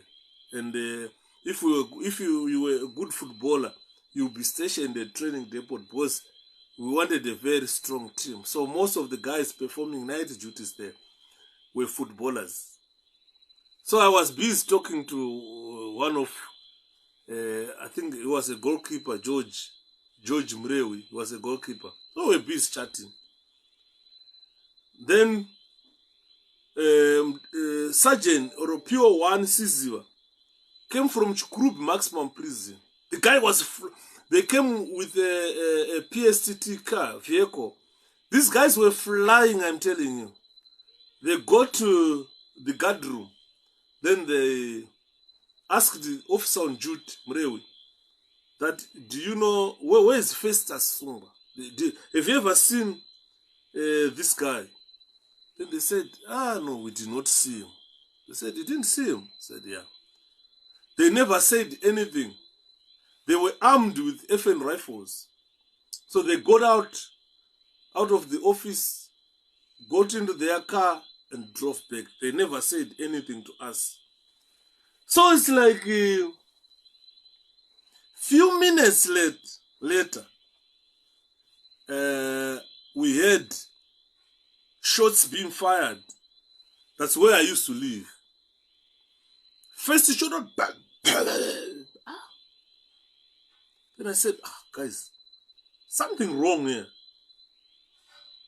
Then another shot. I said, guys. So I told the guys to switch off the lights because it was in the dark, we were in the light. Then I said, switch off the light. Everybody, take cover. Let's crawl out because we don't know who is firing. We might be under attack. So we switched off the lights. We crawled down. Then another shot. I said, oh. So he was firing. His shots were directed to senior officers' quarters. But he was shooting at a house, at his house. So the commander, he was deputy, known as 𝗶𝗶𝗿𝗵𝗁. He came running and said, guys, what's happening? I've heard 3 shots here. And I said, I don't know. Then a phone rang. Then they said, oh, this guy came to 𝗄𝗶𝗵𝗵𝗁 prison. He tricked a prison officer in the tower that you are wanted. There is your phone call there. Then the prison officer, so I've come to relieve you to go and answer your phone. Then he took an FN rifle with 20 rounds. Then he marched towards the gate, cocked his weapon, threatened the officer who was manning the 𝗄𝗶𝗵𝗵 entrance. Say, please, can you open the door, the gate, if you want your life? I'm not joking. I'll kill you. So this guy, he simply unlocked the gate and then let him out. So once he was outside 𝗄𝗶𝗵𝗵𝗁 prison, he had to sprint to training depot where he wanted to go shoot and kill his wife. So before killing his wife, he wanted to kill a man suspected to have impregnated his wife. Unfortunately, the guy was not there. There was someone else known as 𝗵𝗀𝗵𝗵𝗵. He was my homeboy. I don't even know where he is now. So 𝗀𝗂𝘀𝘁 came and said, guys, oh, Shepherd, you are here? I said, yes, boss. He said, guys, you are the tacticians. There is your job. Then I said, Chef, if we advance and happen to kill him, are you going to certify this? That I've ordered these guys to deal with this culprit. Then he said, yes, I'll write reports. Guys, go and try to disarm him. If you feel like you'll be in danger, do whatever you can do just to make sure he's demobilized. And then I took a pistol. I was with, I've forgotten, we were only two there. So I took my pistol, I took my AK, then I advanced towards his position. You know, when you are a tactician, you know how to approach, house approach, and so forth. We were trained to do it. So I just tugged in. I got so close to him. So very close. The guy couldn't even see me. Because my pistol was cocked. My AK rifle was cocked. So I was ready to fire. I saw him, but I couldn't fire. If I wanted to kill him straight away, I could have killed him. Or if I wanted to disarm him straight, I could have done that. But first of all, I wanted to establish what type of weapon he was carrying. Because he could have had a pistol as well. Because FN rifle is easy to disarm, but I suspected he had a spare weapon again. So I just kept my position. Then with my AK cocked, my pistol ready. So the guy stood up from where he was. He was very close to me. I could have just pumped in a bullet. But I said, no, this will be cruel. Because I'll kill him straight away. So I just waited for a chance for him to... I wanted him to stand up first, then I'll pounce on him, disarm him. Because I was going to punch him, take the rifle away from him, then kick him away.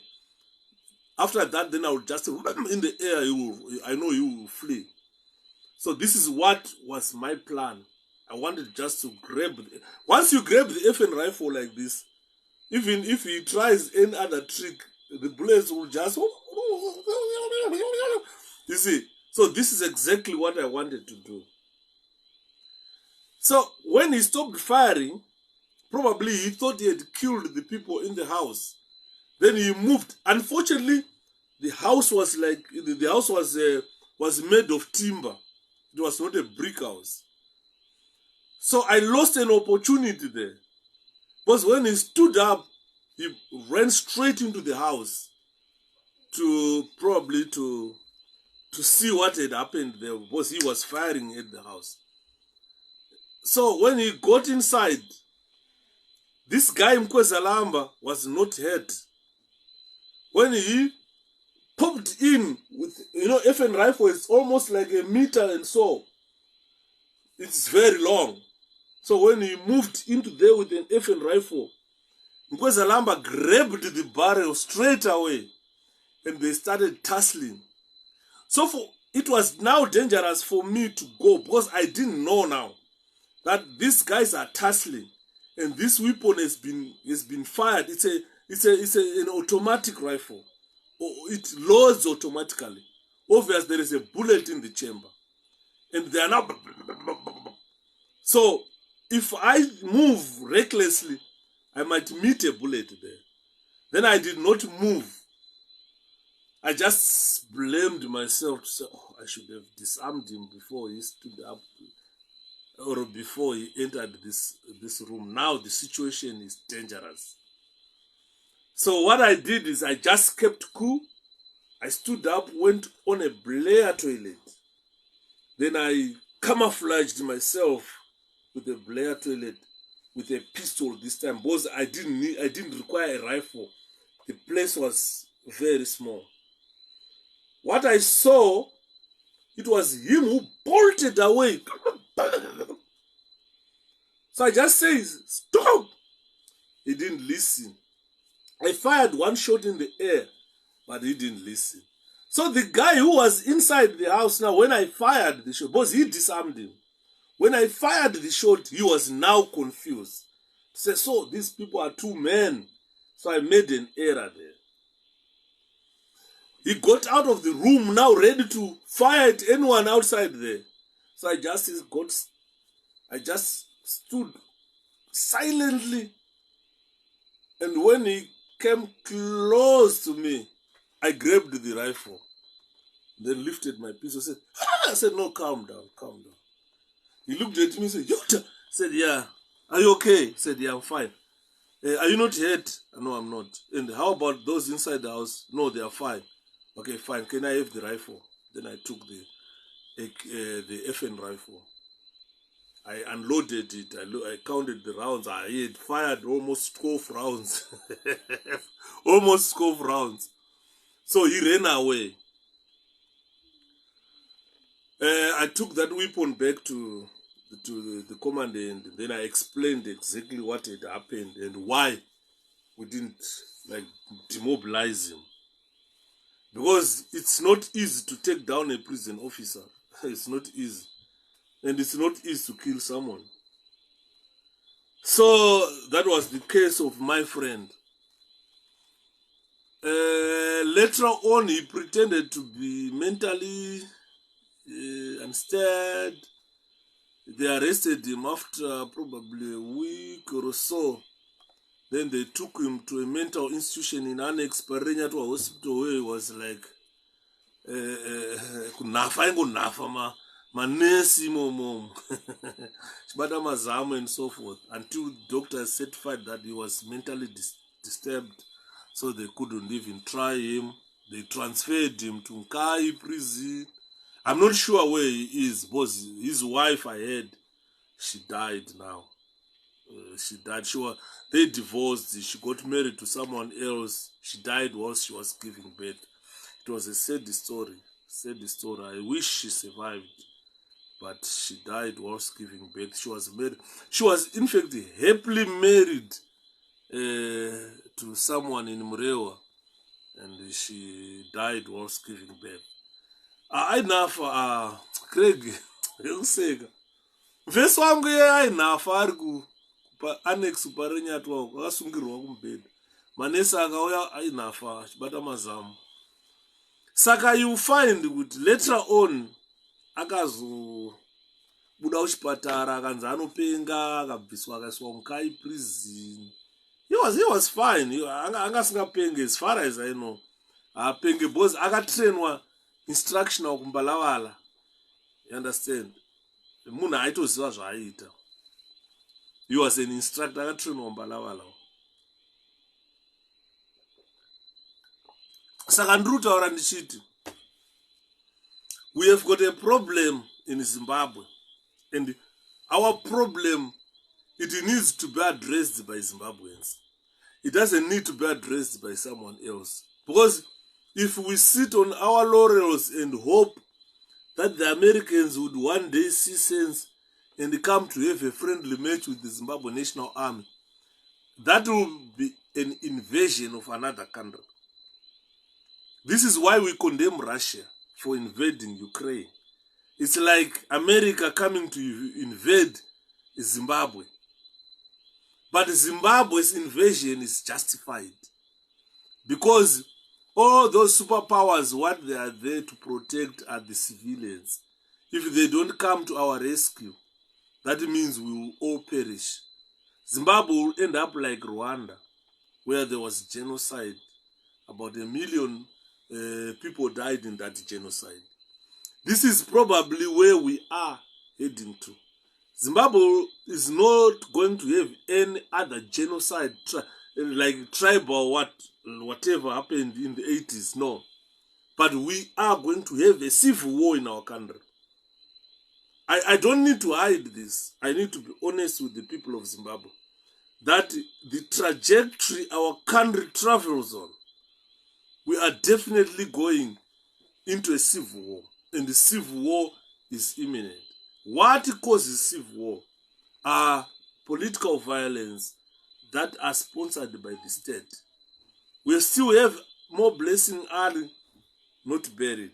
Before more blessing Ali is buried, we've got another killing by a mob of ZANU-PF. Do you think Americans love us, comrade? I think they love you because if you go to Zimbabwe, when it is food aid, the food you eat comes from America. When it is medication, all the medication comes from America. So I don't think anyone who provides you with food to eat and who provides you with the medication do not love you. I don't think so. Your government cannot provide you with the food. Your government cannot provide you with medication. But a foreign power like America will come and feed you, will come and give you money, to the extent that even our government is so happy to use American dollar. That means those Americans, they love you. Someone who wants to keep you healthy, who wants to keep you fed, is someone who loves you. If you don't believe that they love you, then you will never believe that. You to go and fight yourself, to go and kill people. Then. If you remember very well, there was in 2008, there was a Chinese ship that was refused to dock in Mozambique, refused to dock in South Africa, which later docked in Namibia. It was full of weapons, bombs, ammunition, AK assault rifles. It was not full of food. Zimbabweans are crying for food, something to eat. Zimbabweans, they want the health system to work. Americans, they bring you a medication. Chinese, they bring you bombs and ammunition. Russians, they bring you bombs and ammunition. America brings you maize meal, brings you medication. They donate to you. So if someone who looks into your health, who looks into your food requirements, not into bombs, not into weapons, is someone who loves you. Haungati uri pamba iwewe bhururu wangu nemukadzi wako. Inini ndoya nenyama, ndoya nehupfu kuzofida family yako. Iwewe muridzi wevana unoya nemamatches nembuma dzekurowa mukadzi nevana. Vakanzi vana tizai vanoenda kupi. This is why you see a lot of Zimbabweans fled that country into America.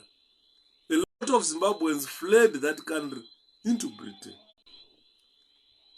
They don't flee this country into Russia. If you go to Zimbabwe, you will never see any Zimbabwean speaking Russian. No. You don't flee there. This is why you see when we are fleeing, we come to Russia, we come to China. We come to Zimbabwe, we come to England, and we go to America. Count how many Zimbabweans are in America, how many Zimbabweans are in Britain. Because this is where we get fed. If we go to Russia, we get weapons. So, where you are fed is where you are wanted. Where you are fed is where you are loved. So, we are where we are loved. Americans love you. The British, they love you. The Russians, they want you to kill each other. The Chinese, they want to give you ammunition and weapons to shoot and kill each other. So I think I've answered you.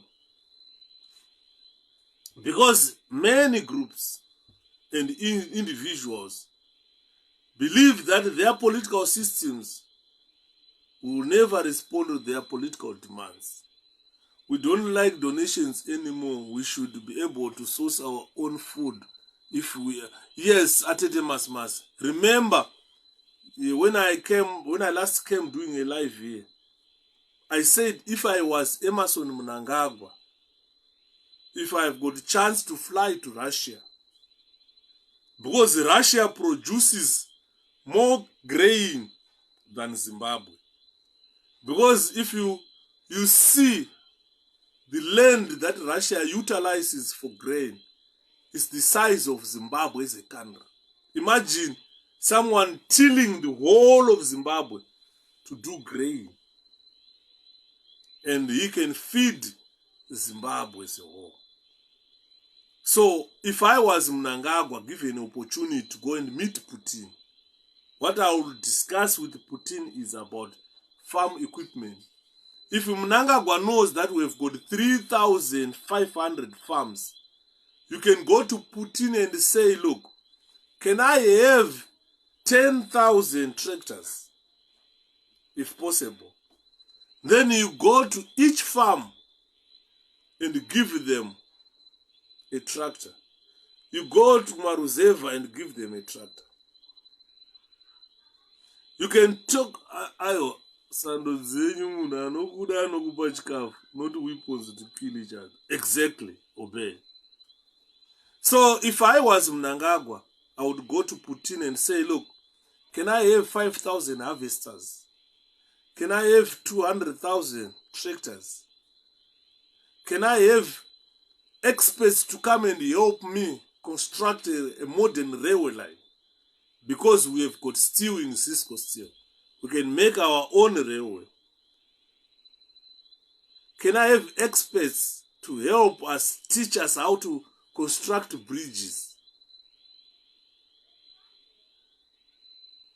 It's not that easy, because if parts and we use to the waste machinery. This is why I am saying, 𝗳𝗶𝗵𝗵𝗵, that if you are serious to do away with the Western style of agriculture, Western style of life and so forth, go to Putin, tell him that you need tractors. Because Mnangagwa's government is busy buying American Ford Rangers. Those cars are made in America. Ford is an American company. Although they might be made somewhere else, but Ford is an American company. Instead of going to Russia and buy Russian SUVs, he's buying American cars.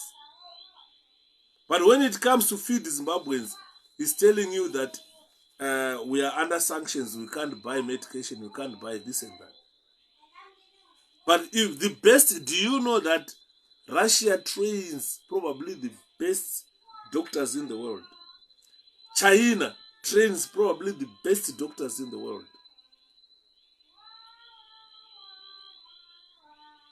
They have got a working health system. So Mnangagwa akaenda ku Russia akasvika kuna Putin akati ndikukumbirawo mubhedha iri muzvipatara yamakachengeta isichashande to go and put parirenyatwa. Anogona kupuwa mibhedha inokwana zvipatara zvese zviri muZimbabwe. Mimwe yacho ikatosara akailokera ku State House. But when he goes to Russia, he does not discuss about bread and butter issues. He discusses about weapons. He supports the invasion of Ukraine. This is the argument they are having about majesty that Ukraine is asking for. It takes time to get used to. Yes. So, starting from attire, valves are different, so means all needs to be changed. Exactly. So what I'm saying is, you can overhaul the system. Because you are doing away with the system, overhaul the system. Surprisingly, they are competing to buy Ford Rangers, giving an ample Ford Rangers. As a result, ZANU-PF people and the Mnangagwas, they believe that violence is justified. And they believe that political violence is the only means to achieve their objectives. Because they don't want to lose whatever they are getting or whatever they are doing. What we need as Zimbabweans could are very true. We just need to remove ZANU-PF. That's it. That's all. Zimbabwe does not need ZANU-PF anymore. It doesn't need ZANU-PF anymore. Even those who were in ZANU-PF. Remember last time ndakataura mufana wangu Eustace ngati mufana wemuZANU-PF. He went berserk. He doesn't need ZANU-PF anymore. Vana Walter Mzembe down there who were ministers in that government do not want to see ZANU-PF anymore. Mnangagwa himself, when he was sacked by nine provinces out of 10, he fled Zimbabwe into South Africa. He fled being killed and said, I even rang Robert Mugabe to say, Mdara, I've fled because I heard you want to kill me. So what is needed in Zimbabwe is if Mnangagwa can flee ZANU-PF and say they want to kill me, if Jonathan Moyo, who was a minister, if Walter Mzembe and Kasukwere, who was a CIO, a minister as well, if these people can flee their system, then it means it's a wrong system. And what we need is to remove that system. Many governments around the world,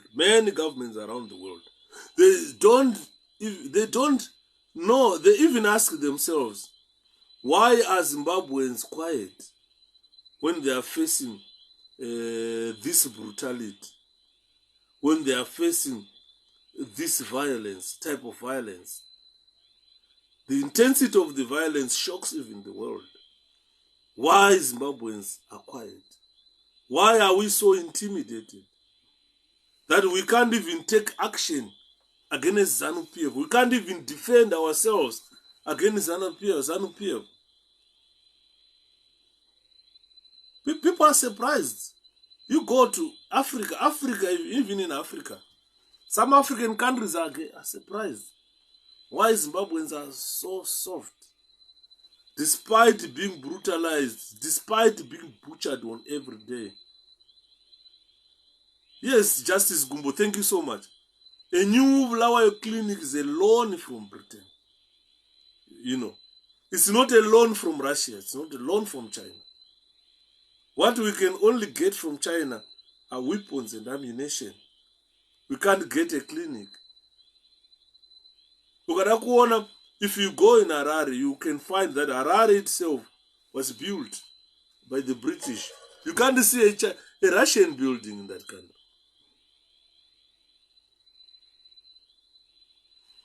𝗵𝗂𝗶𝗵𝗵, it's very difficult to say people who are campaigning for their party not to wear regalia.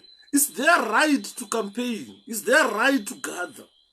It's enshrined in the Constitution. We cannot be scared kufamba takapfeka our regalia. No, we can't do that. Because we cannot be pushed into oblivion by ZANU-PF. No. What I encourage these people is to form groups and fight back. Not to say, don't wear your regalia, don't campaign, don't agite. We cannot do that. Even when we were in MDC, despite being arrested, tortured, being brutalized, we still wear our regalia. We still campaigned. Hakuna kwata tisingaende chino campaign. 𝗵𝗂𝗏 arowane simbi. This guy arowane simbi. Musoro. No, he was not run over. He was struck by simbi. Arowane simbi. Musoro watsemuka. Kabuda brain. Tsemurwa musoro ne simbi. And more.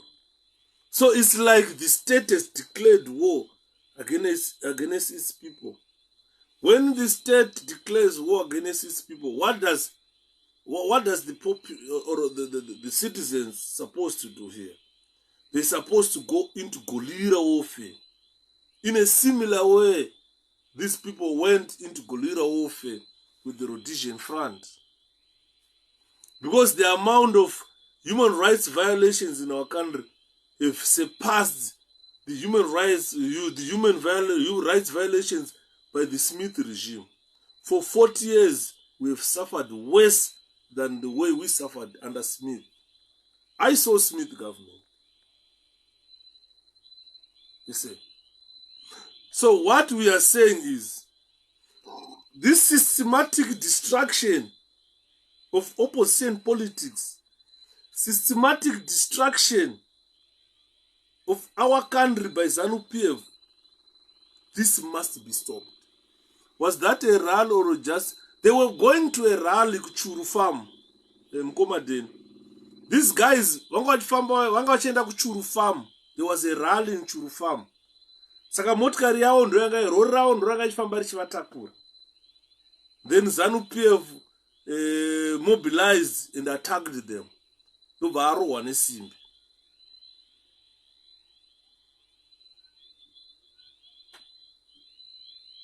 He was not run over, arohwa nesimbi. There is a video, you can tell the video. Vachitemwa nematombo. Because how was it? That car stopped. So there was nowhere that car could have run over someone. Iyo yakamira. Because vanga vachitemwa nematombo. Kuti driver aende kwa kune dzimwe motikari kumberi. The driver stopped. Vakatanga kutemwa nematombo. Saka you cannot run over munhu motikari nemota yakamira. Because that lorry, video yacho is there. Lorry ramira, vanhu vachitemwa nematombo. Saka vachitaitwa run over by a car. How can he be run over by a car? Iye akakwira motikari imomo. Motikari yamira. This is the question. Let me play the video. 𝗳𝗶𝗴𝗵𝗁 wants to see the video. Let me play it. Because motikari yamira.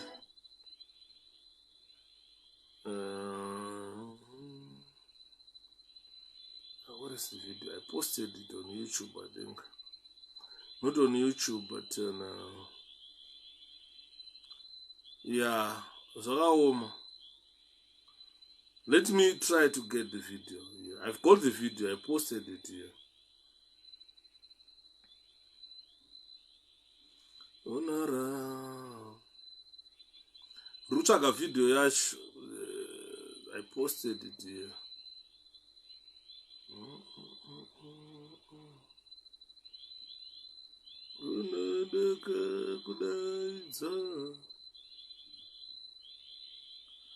Chiangwa. Vana chiangwa vanonga vanofemba zviri mberi.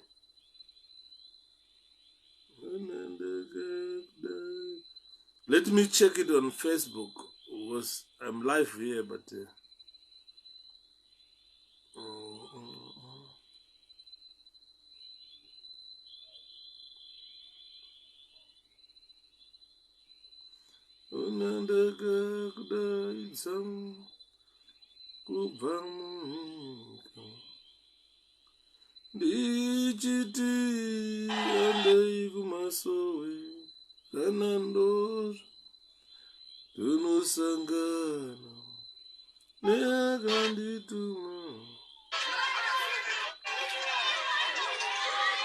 but I got the video now.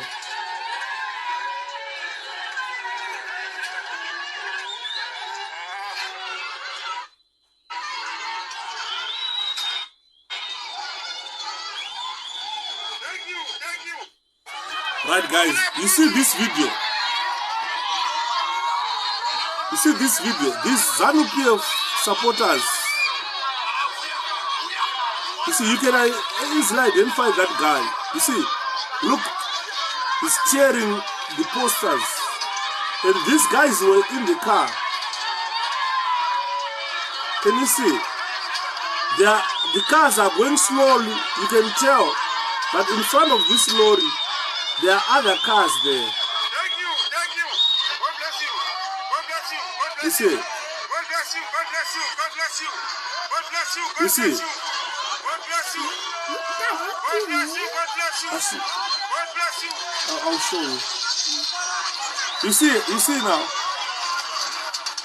That car, that lorry is not even speeding.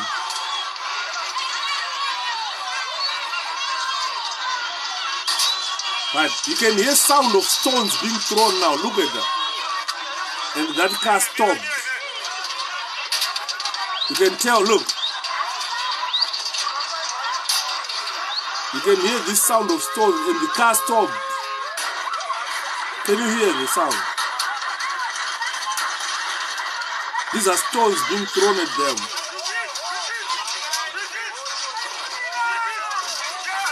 The car is no longer moving.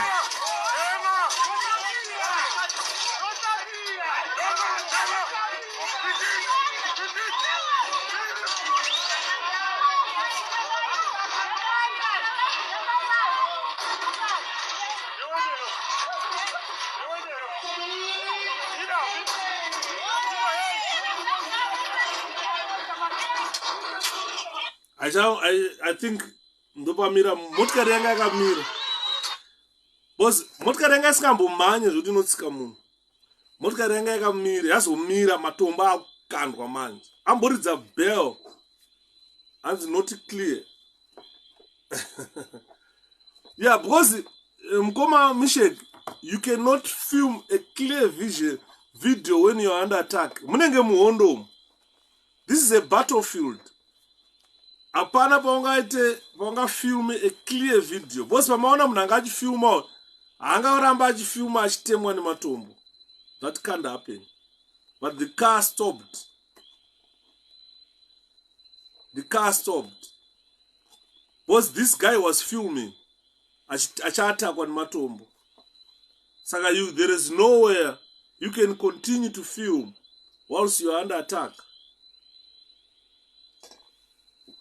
And those are kuona zashitka nezan. These guys were going to Churu farm. There was a rally to Churu farm.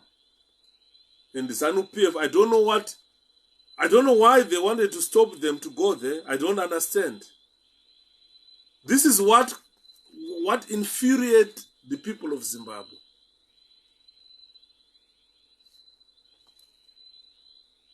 Zimbabwe is a country that even signed the Universal Declaration of Human Rights. This is why the ZANU-PF people end up being on sanctions lists. Because they don't want to be civil. They don't want to be civil. They don't want to be civil. This I don't know why they had to wait for international observers to be in Zimbabwe and they start attacking 𝗶𝗵𝗵𝗵, killing them in front of international observers. This is why you see now in ZANU-PF people are fighting. Those people are from Chiwenga. As far as I understand, they were soldiers from Chiwenga. They don't want Idi Mnangagwa anymore. The same soldiers were tearing Mnangagwa's posters as well. You can hear a lady saying, Temaivan, another person, I wouldn't do it. Was shouting Motayamira several times. Yes. It's clear from the evidence from the video. Thank you, Musa. Thank you so much. The car stopped. No one was run over by the car. People were stoned. And this guy no bagaro anisim. Saga for them to say with atsikwane motkar yakamira. I don't know. This was like a war zone. It's a war zone where ZANU-PF was the aggressor, disrupting people who were doing their own business. 𝗶𝗵𝗵𝗵 is not a banned political party. It's a party that must campaign freely. And the ZANU-PF has intentionally attacked them. So this widespread attack of 𝗶𝗵𝗵𝗵 everywhere. You go to Mtare, people are being attacked. You go to Nyanga, people are being attacked. Everywhere in the area we call Mashonaland, Tagaroyo, Tutandaboso. This is why man and Rutaranchi. Ukada kuona even death too of the opposition from 2000. By now it's estimated to be about 15,000 people killed by ZANU-PF from 2000 only. Almost 15,000 people were killed by ZANU-PF. From 2000 to 2023, this is the deadliest moment of the opposition in our country. Ashi, close my door and please go and... It's what? 18:02. It's bedtime now. Bye. You understand? It is estimated to be 15,000 the number of people killed by ZANU-PF from 2000 up to now. If ZANU-PF is to learn politics, they have killed and killed and killed, but people have voted against them. People never stopped forming political parties. If they were an honest political party with the Zimbabweans at heart, they must sit down on the round table and re-strategize, because violence has failed them. The big problem is that if Zimbabweans fight ZANU, they will be called rebels. Mukoma justice is right. We need to rebel. We definitely need to rebel. Let's go fight it. Because believe me, once we start fighting Zimbabwe, we will get support from... Are you okay? This idiot, your daughter, man. What's wrong? I'm saying go to bed, go to bed. She wants to fight for the remote. No. Tell her. Where is she? In the dining, crying. Can you call Ruby? Can you call Ruby? What's wrong with you? She's so stupid. Do you know what time is it? Go to bed. Don't. Do you know what time is it? Huh? No. Do you know time? Can you come and check time? Come on. Why can't you think? What time is it? Bedtime. What time is it? 11 minutes. What time is it? Figuring it out. You don't know time. I did. Dad, Bedtime. I Bye. made a flag for Zimbabwe. Huh? I made a flag for Zimbabwe. I'm going to find something to eat. There is Saza there. Mazai there. Derere there. Go to bed, guys. Both of Bye. Good night. You always spoil my presentation. I'm sorry. Come on, guys. Can you take this? Hmm? Yeah, put the remote here. Thank you.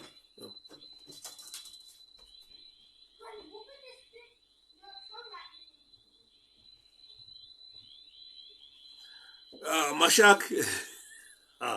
I like that, my brother. I like that. That it's now time for ZANU-PF guys to stop this nonsense, to stop campaigning, to stop killing people, to stop fighting, and find somewhere else to flee. I like this. Because time has run out of ZANU-PF. Zimbabweans no longer want. Zimbabweans, no matter how much you are going to kill and intimidate them. I still remember Tina Mdara Changirai, Tatakagara, Tata ena ubindura. Tata ubindura, Tina Mdara. Nobva kwasimuka mumfana so akazofa mfana iye. Nobva atanga kuchema, Mdara akati kurucheme. Nobva atanga kuimba zvikanzi kamuna matoke kupedzesera. Kekupedzesera kamuna matoke kupedzesera.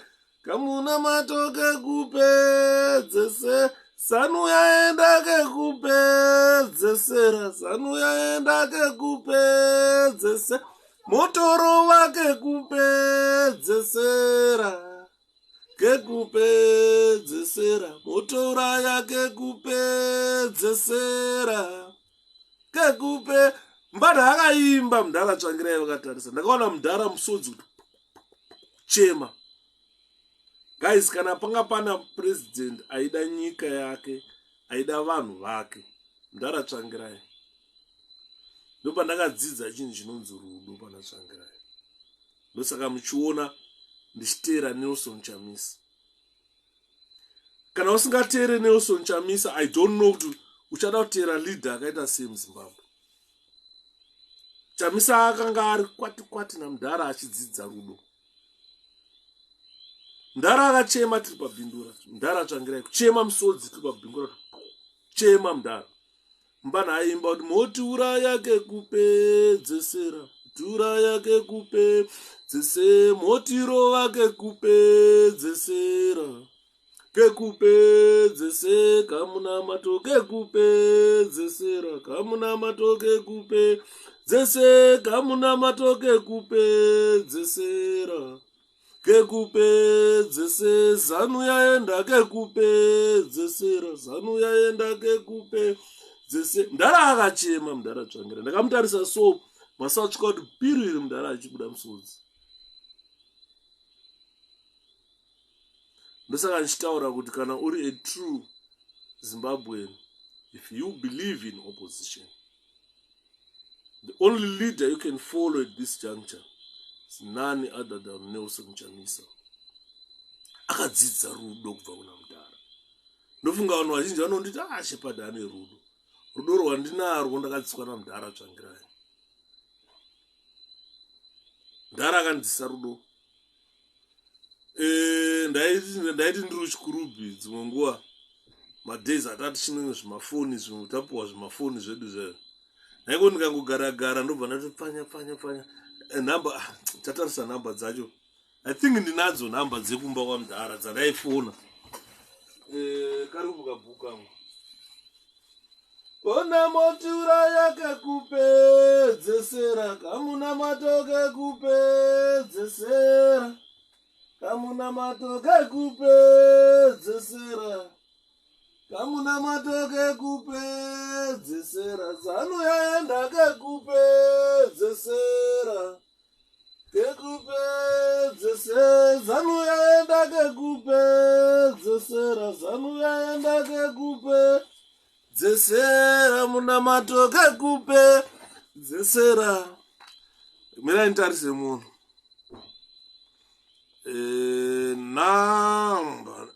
Inombolo. Kabhuku aka katakura. Muri kuona kabhuku aka? Aka. Kabhuku aka katakura. Pese pandaifamba pese. Ndaifamba nekabhuku aka. Kuti pandofa kabhuku aka kabva kura. Kuti pandofa ndaipinda dzimwe nzvimbo dzekuti waishamisika. Mapinda sei panapa? Kamuna mato kekupedzesera. Kamuna kwakuchine mazero. Ukakatarisa kabhuku aka amuoni manje. Kwakuchine mazero 119. Mazero 11. Kakaload kabhuku aka. Zanu yaenda kekupedzesera. Zanu yaenda kekupedzesera. Mamwe manumbers arumu. Ndisikada kuti vanhu vaone ndaikuratidzai. Akatakura kabhuku aka. I think komana. Ameno munhu akacheka mapeji angu. Kakachekwa mapeji andimoona. Ameno munhu akabvisa mapeji angu. Saka manamba akachekwa akabviswa imomo. Vanafana vane musikanzo. Ukatarisa manamba ari pana mamwe andishinawo. Pane namba yabiti yakanzi TBE. Ukaitarisa yakanzi TB. Namba yabiti. Tendaive nenamba 2. Handizivi kana achinadzo idzodzi. Imwe yanga angane 091 223 1298. Bobva ita imwe 011 602401. Yanga iri ndo manamba zabita. Pishai muchauraya. Amene kana chindinzwa Pishai kwa Mutare. Pishai aive ne 0912 924189. Kazhinji ma 091 ma 9 chaku ndo dzadziri namba dzedu dzataishandisa. I think dzakangoya dziri in bulk ku MDC. Bozi ukatarisa ya Prosper Mtseyame Prosper aishandisa ayo nenumber 2 imwe aishandisa 0919241885 imwe iri 0117505882 here. Mama achaoneka. Mama achaoneka. Mama numbers achaoneka. Ndobune number meno munaicheka bhuku iroro. Mama numbers akachekwa akabviswa. Ndane number ya mfisi wangu wataishanda nayo Simanga. Muzondiudza kuti achaziva kuti 091 yachi kana kuti 011 yachi, otherwise ndikaziva kuti 091 yachi ne091 mama namba ari panapa ndogona kutowana vanhu vandaifamba nawo apa. Namba iyi mudhara, namba yamudhara, right. Namba ndaiwana yamudhara tsvangirai. Uriona namba iyi yakanzi MT ilandline yekumba kwamudhara tsvangirai. Landline ndo namba ndaiti kana ndakugaya zvangu kuti ndabwekana kumba ndingogara pasi ndorova 04 ndoti 339 ndo landline yamudhara tsvangirai. Taitaura namudhara kusika zvanaka. Iyo inamba pane mumwe munhu ndikati iwe dzikamai ndo namba cellphone number yamudhara tsvangirai ndaisina kuinyora yaive mufoni mangu, but iyi ndo yanga iri landline yamudhara tsvangirai. Yanga iri 04 ndo namba yavakandipa mudhara vakandishipa anytime anything you want ringa namba iyi. Yanga iri 04 iri 339556 ndanga iri namba yamudhara, ndanga iri landline yamudhara. Mamwe vanhu aipo ndanano muna Mateo, Honorable Mateo ekuchipinge. Ndiani mumwe panapa mwana vari important vari mubhuku. Muna vanhu vari very important vari mubhuku. Honorable Chidako arimo. Mfesi wangu kukwadziswa na Mukwaya arimo, ndinaye namba yake. Miraton Blasox Blasox namba yenyu ndinayo. Handifoti achaiziva Sox namba yake ndikandimuzi. Kumapeto kwacho handichazivi kuti yaipera nayo. Namba yaBlasox ndodzachairman weMDC mudhara. Dzaishandisa namba inonzi 0912892032 ndo namba yamukoma Sox. I still respect this gentleman. Honorable Msekiwa handichataura namba yaMsekiwa, handifunga ndikamuudza namba yake yefoni aishandisa kuZimbabwe. Ndinayo pano. Kakatakura kabhuku ako tokatarisa chete kuti amene kuti munhu vanhu vakabvarura kakane nhoroondo aka kabhuku aka imanhamba yesamuri kuona kabhuku aka ndaifamba nako. Namba yaTonde iyi yaTonderai Ndira namba yake aishandisa 09123115 kumberi kwacho achaoneke 428 here aindigadzirise panapa 428 ndo yanga iri namba yaTonderai Ndira. Yanga iri 0912315428 ndo yanga iri yaTonde. Mwana wanga ari apa ndiani? Honorable Roy Bennett aivepo.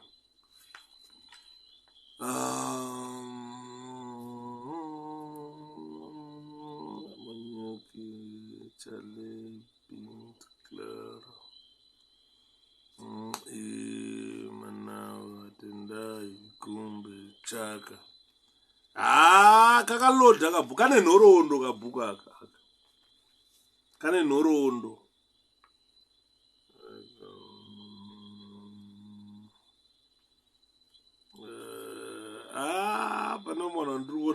Surprisingly, unoziva kuti panapa ndaitaura na someone panapa. Namba yangu inini ndoshandisa 07411 777 ndo namba yangu. One of my best friends, the late 𝗹𝗲𝗿𝗵𝗵𝗵, wadakura tishambatise ukaroyo. Namba yake anoshandisa 011 777, aishandisa 011 777 apana namba zvakangoita namba yangu ndo zvakaita namba yaDevi. Pandakataura nehanzvadzi yake ndakafanira kuseka ngati iyo. I was checking my old book rine mafone numbers. 𝗹𝗲𝗿𝗵𝗵𝗵, mfana wandakura achitamba naye, the late, may his soul rest in peace. Namba yaaishandisa ari kuZimbabwe ndo namba yandiri kushandisa ndiri kuUK. Coincidence dzacho ma1. Who else ari panapa futi? Matoye avave kuchipinga, Langton Mungu, Chipfumo, Tricos Frank, Tricos. Guys, munduze kuti ma011 akunzi chini ma091. Vanoziva vari kuZimbabwe ndibatsire. 091 ne011 because pane vanhu vane manumbers panapa yekuti ndikaziva kuti yako inoitwa sei ndogona kuvatrace ndikavatsvaga ndikawana. I lost touch yevanhu vakadai so. Shupi, I can't remember this one. This is the late Kamwana, the late Ngomapadi, Pardon Rumungwe. Namba yadzo ndichinayo blast zangu. I can't remember if this one is still there. Kativu pakaipa Mjenje Murove Rumungwe Dara Maposa, the late Isaac Maposa, chairperson of Harare East District.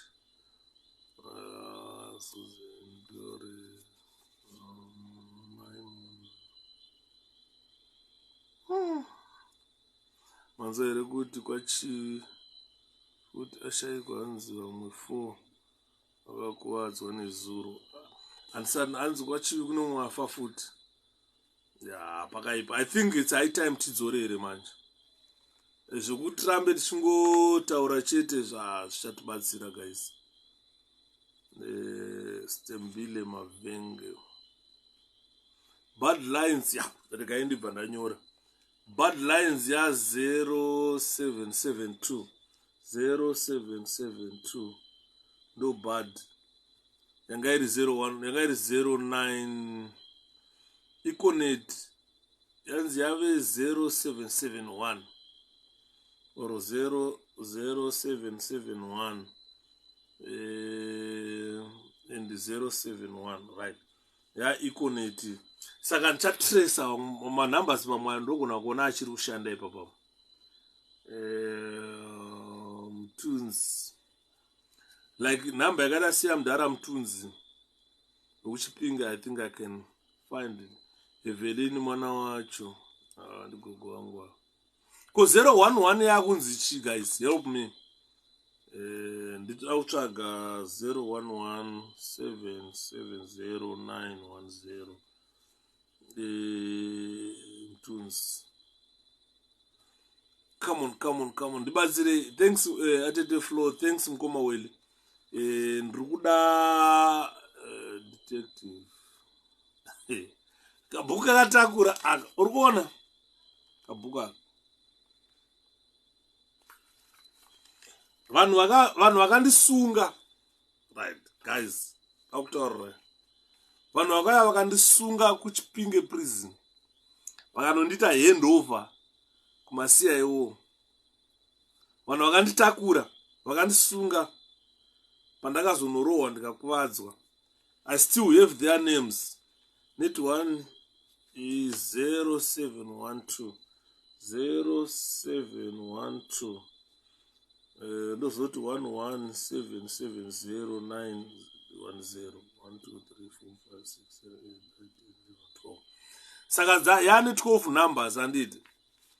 muri kuona bhuku iri ava vanhu ndo vanhu vakandisunga. I still have their names nemasaves numbers avo.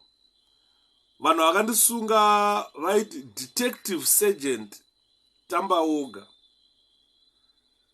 Saves number yake is G, indakana G yonzi 𝗹𝗶𝗵𝗵𝗵. Ndo vanhu vakandisunga vakauya vakanditora maCID aya law and order. These are the guys vakandisunga kuChipinge. Ndobva kwauya mumwe wacho ainzi Constable Dengedza A. Constable Dengedza Telecell 0033 0733 Telecell. Thank you so much. Tindabatsirikana ndambotresa vanhu vari panapa. Munhu akandisunga, vanhu vakandisunga kuChipinge prison. Ndina Detective Sergeant 𝗹𝗶𝗴𝗵𝗵 G 𝗹𝗶𝗴𝗵𝗵. Saves number yake is G045619K. Kwaya Constable Dengedza saves number yake yanzi A032988F. Koya uyainzi Musabayana, I think angari muCIO because angonzi isi number yake bana 980508. Koya Gakata 044846V. Ndo vanhu vakanditora kuChipinge prison ndikanopondwa kuHarare. Guthrie, Mark, Gugu, May, Martin, Smanga, Fesonga, Mali, Majiga. Zvakaoma guys. Kabhuku kakatakura. I'm not gonna tell you number dzamudhara mumbwanda idzi. Hey. Namande ndiwayo. Tsuro. Tsuro baba ashandi. Number dzako dziri muno. BBT mari. Number dzake dziri muno. Gutsa Dhaka. Trust Mahanda. Mungu. Tandori, Saka, William, Godi. Yeah, wakomana kuChipinge, mwacha is change. I had to change a past zone. Then na Godi, number dzao dziripo. Kakatakura kabhuku aka guys. Maishila. Leon Masaire. Time Saka son. Imtare kana pasina code number. Kana pasina code number anenge ari manga 12 1 2 3 4 5 6 7 8 9 10 11 12. Okay. Musa Peter Ahmad Arnold babati achanomboziva vanhu vese kuti vaenzana vanhu vanga vari kuchita nezveyavo. Achamboziva, I don't know. Ndina address yekuNigeria kwandakambogara kumba kwamudhara Obasanjo. I'm not going to say it out because ndine futi address yekwandaigara kuZambia. Tadi Elusi. Hey, kakatakura kabhuku aka guys. Usadherere. Must be 10 kana pasina code number. Okay. 1 2 3 4 5 6 7 8. 1 2 3 4 5 6 7 8 9 10. It's confusing. Alright, ndinyorerei kana ndichatarisa pane number dzandinadzo. Don't worry. Queen Spiwe.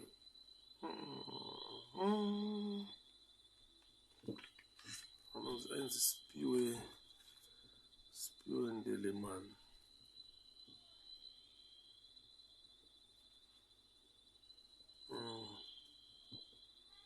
Ndele. to look for ndautsvaga vanhu yesawa vanhu ndakanga varichi makumbiro avo vana sekuru vangu vekuzambia makumbiro fa garden side 3 house 1616 Lusaka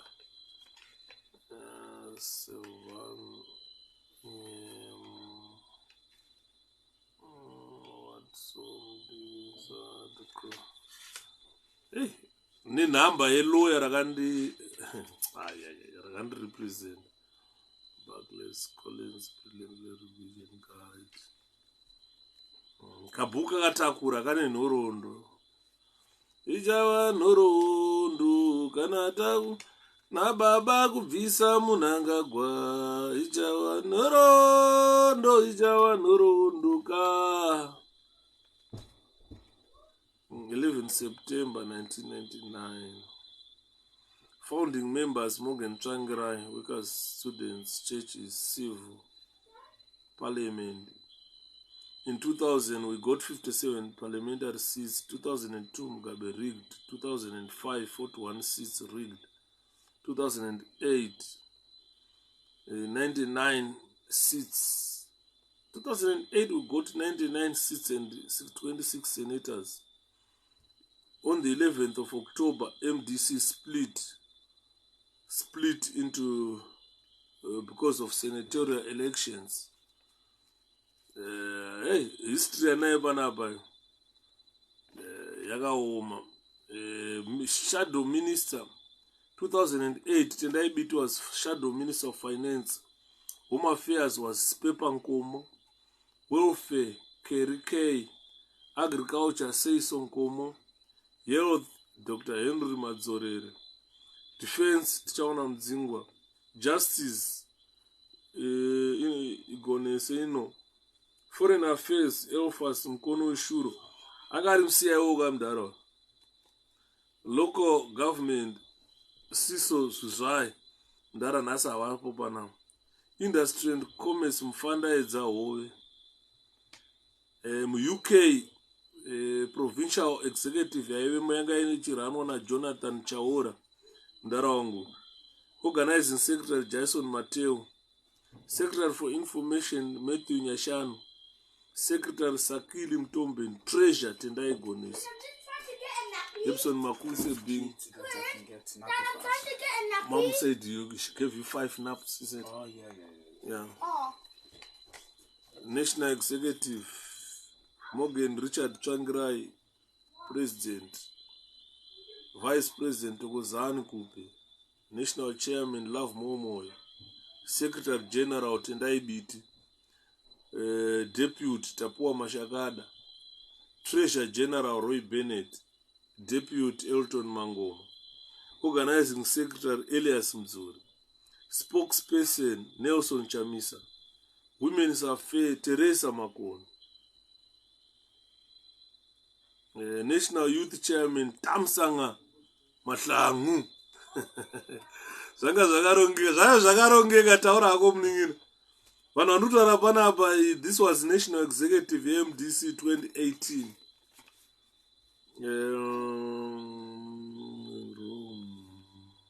Bats House. Pockets Building, 2nd floor, just on Devon House. Mandela, room 210, Samoa. Vanguard House, 4 billion. Okay, go on. Hey! Baba. Yanga, inongo flash and kuratidze strategy ataishandisa. East wing. Room. Good. Bombs.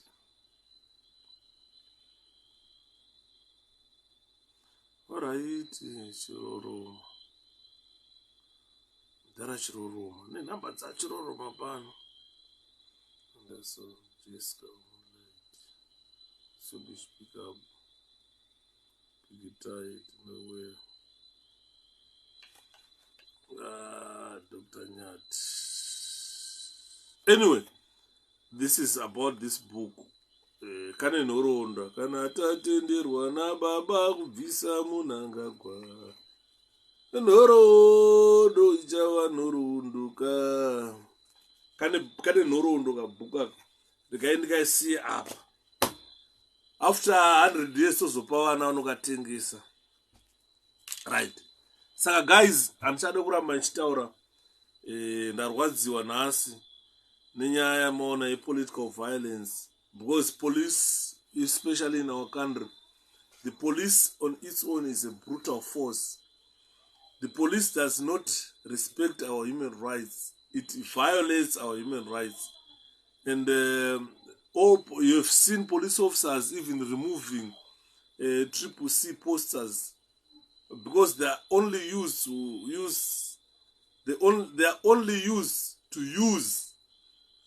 use excessive force by using an amount of force with regards to a civilian that is more than necessary. We have seen that in our country. Police brutality and the use of excessive force are present in our country, and you can find them in other areas, but Zimbabwe in SADC is the worst. There's got the worst police force that we just call it a misconduct. With Mapurisa in Zimbabwe, the amount of force that they use when they try to disperse civilians, shooting them with live ammunition, that's the type of brutality you can never find in any African state, in SADC, especially in SADC, where you can see even Zimbabwe armed forces, they are frequently accused of assaulting, or they're accused of killing civilians. You have seen a number of casualties emanating or coming out of the army brutality. Civilians or non-combatant persons killed, injured, or imprisoned in Zimbabwe.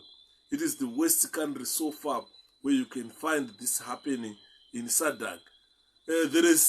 You can tell there are consistent complaints about our houses being raised, our rallies being barred. You cannot walk. Even those guys were molesting women. ZANU-PF youth were busy molesting women and harassing opposition members who are doing their own business. It's like we are a banned political party in Zimbabwe. So this amount of violence, we must obviously react, guys. We must act, because if you see the army personnel harassing people, destroying property, bludgeoning people to death, and we have reached an extent where we say enough is enough, because our armed forces do not respect us. Zimbabwe government do not respect us.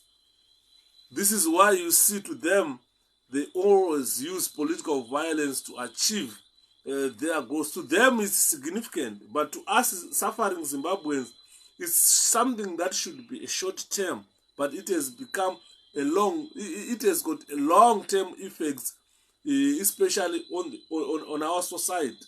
We have been brutal. We have been under this political violence since 1980 elections. I cannot since 1980, but I am just saying since independence, because we have been under political violence from the Zanla guerrillas even during the war. After the war, we thought things would stabilize because the war has ended, but there was transition from a less brutal platform of civil war into a worse brutal platform in independence. So we never expected that what we are going through in Zimbabwe, we would one day go through after such a long battle during the liberation struggle.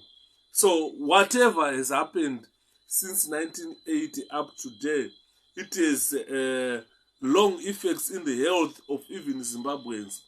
This is why you see we are physically and psychologically traumatized by whatever we go through in the hands of ZANU-PF. We have suffered a lot of financial losses.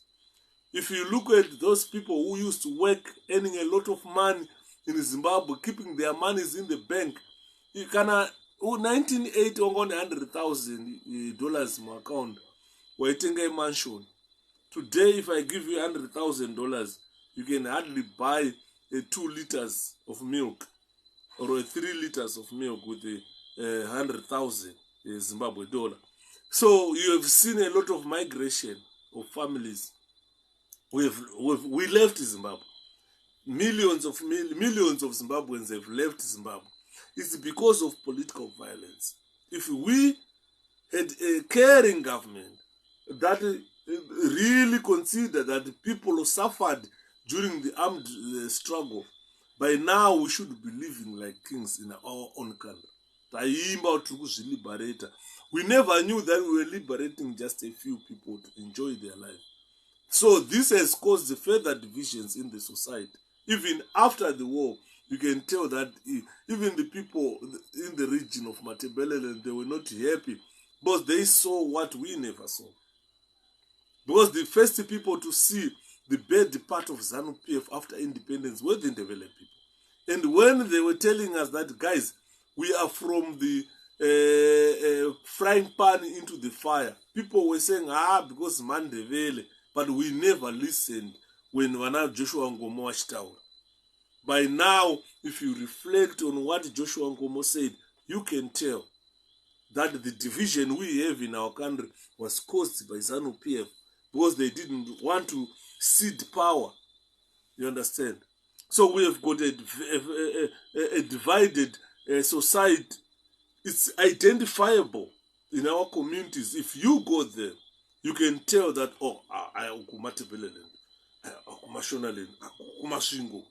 you understand? All these were done by ZANU-PF. We never thought that we can see a divided Zimbabwe after fighting together in this struggle. You can tell with Wanababa, vaita kuruswa zvikasha, vachitakura chikafu, vamwe vaisunga madhongi nemombe, vachifamba long journeys kuendesera makomrades mbatya nechikafu and so forth.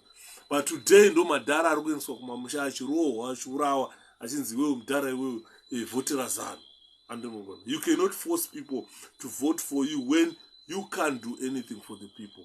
So if you look at the period of 1980s, from 1980s when Ndebeles were being killed, series of incidents of strikes, people striking, a lot of things happening. The government descended heavy-handedly on those people, shooting them and killing them. We never thought one day we will see our soldiers in Zimbabwe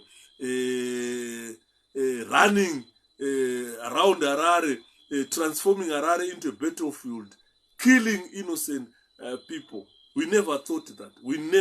I never, especially me, I never dreamed of that. That one day we would wake up, see the Harare streets all filled with the soldiers, armed with AK assault rifles and live ammunition, shooting at innocent people, fleeing their brutality. We never thought that one day we will witness that in our country.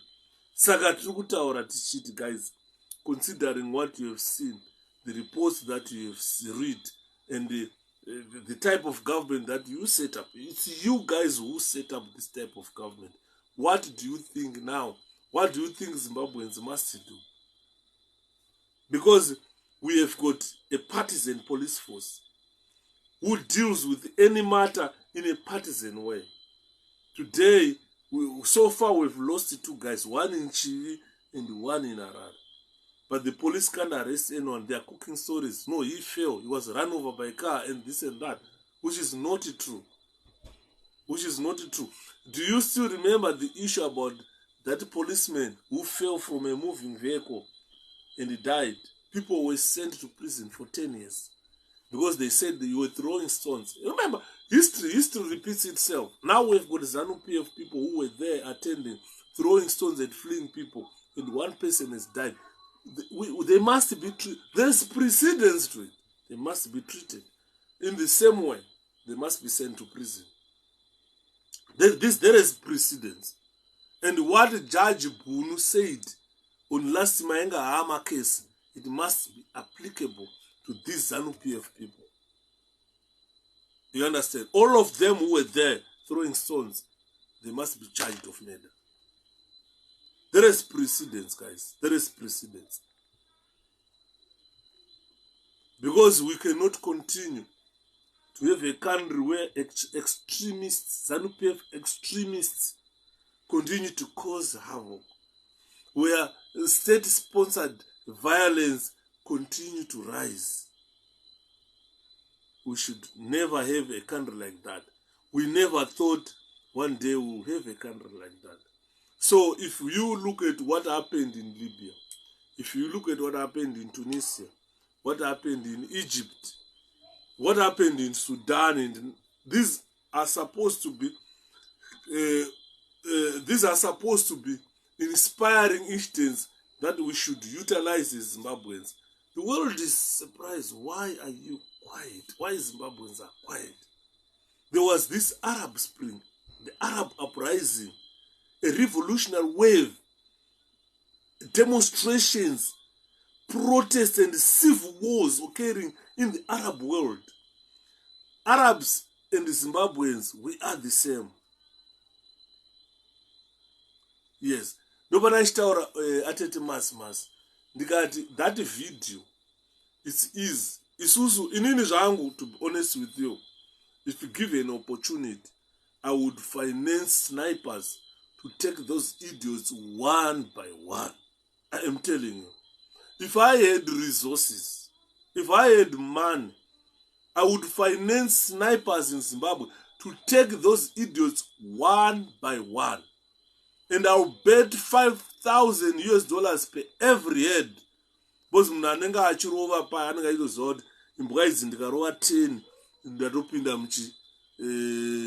50 grand ndotenga imba yangu yekugara. We have got mercenaries ari mu Zimbabwe. Kuti kutaura naye nhasi kuti runhingi ngarove pasi, anorova pasi. Vari muarmy chaiyo. We have got friends and relatives vari muarmy. Masnipers yavo kuti ukatotaura rushamwari shandisa pfuti yako yaunoridza kurenji 5,000 pounds. Rova uyo anonyura, anoenda.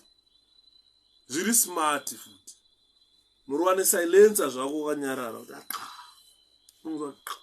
Silencer kainongoti ka inenge iri hama iri kurova chi.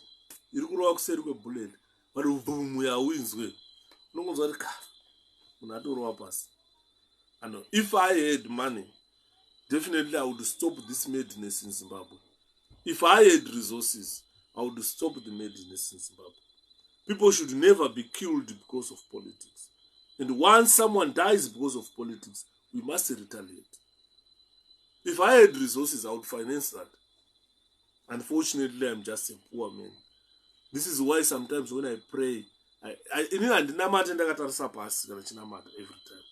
Ndinamata ndakatarisa kudenga ndokwaari ndara. Kutaura ikoko nchitaura ndakatarisa mudenga kuti ndara muri kundinzwa here kudenga ndokwamuriko. Kutambura kwatiri kuita sevana veZimbabwe. Because if you look at many Arab Spring demonstrations, they've met with the violent responses from authorities, but they did not stop, as well as from pro-government militias, the same that you saw in Zimbabwe. They are pro-government militias and counter-demonstrators. If you go to Dr. Ora, that should be where we need to start. The Arab uprising. When this started, pro-government militias were sent to shoot and kill innocent civilians. Those governments, the supporters like 𝗳𝗶𝗵𝗵𝗁, who could form a counter-demonstrators. Could one was demonstrate in Arab Spring.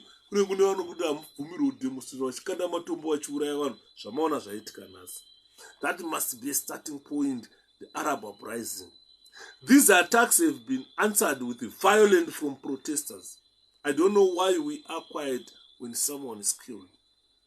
Because in Arab uprising, one became violent. Because the state was attacking the protesters with what? With the youth militias or government militias, with them counter demonstrators. But when they came, they met, they were answered with violence. The protesters became so vicious. And the whole Arab world, the whole Arab state, kwakaita change all of a sudden because these people were ready. Once you kill them, they come in thousands and kill the whole people. And as you are reaching Goma, because you can eat and drink whatever you want. Thank you so much. Thank you, Atetimas. Saka, Urukona, what we Zimbabweans. This is why you see sometimes people, when they look at Zimbabweans, they ask themselves, are these people normal? But Zimbabweans, are we really normal? With everything that ZANU-PF has done from 1980 up to today, are we really normal not to confront ZANU-PF? Because if you look at this, they established an authoritarian government. This system of authoritarianism is within ZANU-PF and in Zimbabwe. But we are still quiet. They did all political corruption. Vakatanga kutakura goridhe vachitiza naro renyika vachinotengesa vachiisa ma-offshore accounts vachiti kana vachifamba vanenge vachimwaya mayusa kuvarombo. Vanofamba nema-Rolls Royce, vanofamba nema-Lamborghini, ma-potholes imomo. They don't care. But we are still quiet. They come with mapurisa vachiridza puto vachipfura ma-civilians, killing Zimbabweans for no provocation. We are still quiet under such human rights violations. We are still quiet. If you look at the rate of inflation in our country, Nika isina even dollar, Mariayo haina. Zimbabweans are still quiet. If you look at the rate of unemployment, the number of unemployed youth, vanhu rely on drugs. Zimbabweans, despite that highest rate of unemployment in the world, Zimbabweans are still quiet. I don't know, ladies and gentlemen, but we are still quiet. Why? If you go to Tunisia, President 𝗵𝗶𝗵𝗵𝗵 and his government, they were overthrown by the Tunisians. I don't know why we kept ZANU-PF for so long. Why? I don't understand why. If you go to Egypt, Hosana Mubarak, Hosni Mubarak, was ousted and his government overthrown by the people of Egypt. I don't know why we are quiet. If you go to Libya today, that Muammar Gaddafi, who was the most feared man in Libya, he was killed after a civil war. And with his military, his generals, vakamupandukira. Chakapandukirwa Gaddafi inyaya yeKhamis Brigade. Khamis Brigade, there are other issues beside Khamis Brigade. Those are kind of generals of Gaddafi, and he was killed in that civil war. And Gaddafi's government was overthrown. Yeah, I can foretell that ZANU-PF can rig this election after 2023. Next statement, Mnangagwa will be overthrown. Mukaenda ku Syria. Syria yakapinda into full-scale war. Syria chaimchaim. Government and opposition forces ziri kurowana. I don't know when we see this happen in the world, we are still quiet. I don't understand why. Kuti takajiswa chii chakatipa kutipuse kusvika to this extent. We are still quiet. Nyika dzimwe dziri kusimuka dziri kurwa. We are still quiet. Ukaenda ku Yemen, kwaina president Ali Abdullah Saleh. He was ousted and he hands power to a national government of unity. This is why I am saying, Mnangagwa akariga election. let's combine with other forces and let's form a government of national unity and demand his resignation, probably put him in prison. That happened in Yemen, where Abdullah Salah was removed. We are still quiet whilst we know all this history. I don't know why we are still quiet, Zimbabweans. Mkoma Masimba Falcon. I don't understand why we are quiet. Civil uprisings, Bahrain. I still have my friend who was in the intelligence in Bahrain. I'm not sure about intelligence in Bahrain. When this civil war, I interrogam Shapiro, Takai Manisa government Suktambai. And the government changed. In Bahrain, there was civil uprising and the government changed. We are still quiet when we learn all this, that a government can be overthrown. We need to overthrow ZANU-PF government. We need to remove Emmerson Mnangagwa. We need ZANU-PF to go. But the way we need to do it is we need a civil uprising, a disobedience. Because we cannot watch whilst people are still being butchered and killed every single day. We are tired of digging graves. The mortuaries are full in Zimbabwe. Even vari kufa vasina mishonga, temwa nematemo, sungirira nenyaya yenhamo. Go to Kuwait, go to Lebanon, go to Oman. There were government changes in all those areas. This is Arab uprising. People should protest. This is high time, ladies and gentlemen. Thank you, Mkomatapum. This is definitely high time. People should act. This is high time. Ukaenda ku Saudi Arabia, ukaenda ku Sudan, kwakachinja ku Sudan. Ku Mauritania kwakachinja. Why are we silent? Are we not hurt by this intense political violence we witness on a daily basis? The government acting as rebels against the citizens of a country. We are still quiet. We are still quiet. Guys, where are we going to draw this line to say enough is enough? We must draw a line now. This is high time we should draw a line to say enough is enough. We should be looking at alternatives. It's not time just to sit at home and say, I don't participate in politics. Politics will participate in you if you don't participate in politics. Yes, thanks Mkoma Mshek. Ku South Africa, hapana asingazivi zvaitika ku South Africa. Kuti vana pick both, vairidza muridzo vana pick both, vachitaura never ever kuti South Africa will be ruled by a black man. But apartheid yakapera. And if I ask you about what happened in South Africa until the apartheid yapera, chichakaitika. Ukapinda muZimbabwe, nationalist movements are banned.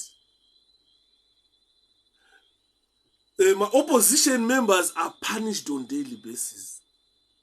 They are being tortured on a daily basis. Communal violence is increasing. And I don't know why vana UN vasingasunge vana ZANU-PF masojaya ne war crimes. How can you shoot? I want to tell you something. Ask all those who went to DRC. You are not allowed to shoot a civilian. As long as that person is unarmed, you are never allowed to shoot a civilian. Ukaenda ku prison, vanokutaura kuti musungu akaescapa. You are not allowed to shoot and kill. Ukapfura musungu akafa, unoenda kujera. ndosaka muchiona vasungwa vachitiza kujeri vasingapfurwi, because you are not allowed to shoot and kill musungwa. You are allowed to shoot and disable. Pavanokuti shoot and disable, vanokupa Mark 3 police gun, a 12 ball yavanopa chibara chekuti ukatyora so ukavhura so ukave wopfekera chibara woti gedye. Chinorova effectively at 75 meters. Musungwa anokusimuka anokutaura kuti chef ndaakuenda. Uye usati wabhiliva kuti musungwa akuenda, anenge arova 5-10 meters away. Pauchasimudza chipfuti chako chiya uchichityora uchichivhura kuti gedye, wotora bara kuti pfee, wozoti gedye, wozosimudza kuema, musungwa anenge 100-200 meters away. That means chipfuti chako hachicharovi effectively. Musungwa atorova pasi aenda. Adi murugunzi. You are not allowed to shoot and kill musungwa. You only shoot to disable. But Zimbabweans, we have seen a genocide style of killing, a war style of shooting. Zimbabweans being gunned down by the army. We still watched and did nothing. And we are still under that same regime. And we are still doing nothing. All these scenarios that I've explained here, if they don't nudge you into action, then you are going to die, or Zimbabweans, you will perish. You will perish. Because you don't want to reflect and take action. It's high time those one vakazvipira to simply that enough is enough. Because honestly, Wellington, they will never think about your welfare. ZANU-PF people and the African leaders, they will never think about your welfare. Chavanogona kuba creating poverty so that they can control you. Nambotaura ndikati kuRussia hakuna chinobva. Kunobva pfuti nemabara nemabhamba. KuAmerica ndokunobva chikafu chinofidha maZimbabweans. KuBritain nedzimwe nyika dzekuWest ndodzinokutumirai mishonga kuti mumwe paracetamol. Chiwenga achiita Minister of Health akaenda kuIndia akanouya ne-expired drugs. Vanhu vakarapwa vakabayiwa mishonga ma-expired drugs. Then you think vanhu vakadaro vanokudai. Saka guys, to be honest with you, fighting wars is a very good thing. Zvinokuita kuti muende at the same level. If you decide to fight a regime like ZANU-PF regime, it will make you equal. Because once vakakanda bomba munokanda renyu, vakaridza pfuti munoridza dzenyu, vakakanda matombo munokanda yenyu. Haisiri nguva yekuti vakakanda matombo motiza, vakaridza pfuti motiza, vakakanda mabomba motiza. This is not the time at all. This is why I said it's time to draw a line. And we stand on that line and say, don't ever cross our line. Enough is enough. Anzibanda mnanezi tauronga zvibude. Zvinobuda mkoma tumirai. Tikaronga imimi neni zvinobuda. Zvinobuda. Because ukatasa kuZimbabwe National Army, ma commanders haapo, hapana less than 65. Vakaenda kuhondo. Vachiri muarmy nanhasi. Vakaenda kuhondo. Hapana less than 65 years of age. Ndo ma commanders enyu aya. Ndo ma brigadier machi. Madhara achembera aya. Ndo vachiri kutityisidzira tichitya. Andimona. Saka chaakuda paakuda a militant man anoraise chaunga. If I was in Zimbabwe, I was gonna be ready. I am telling you. I am telling you. I would mobilize people and we uprise.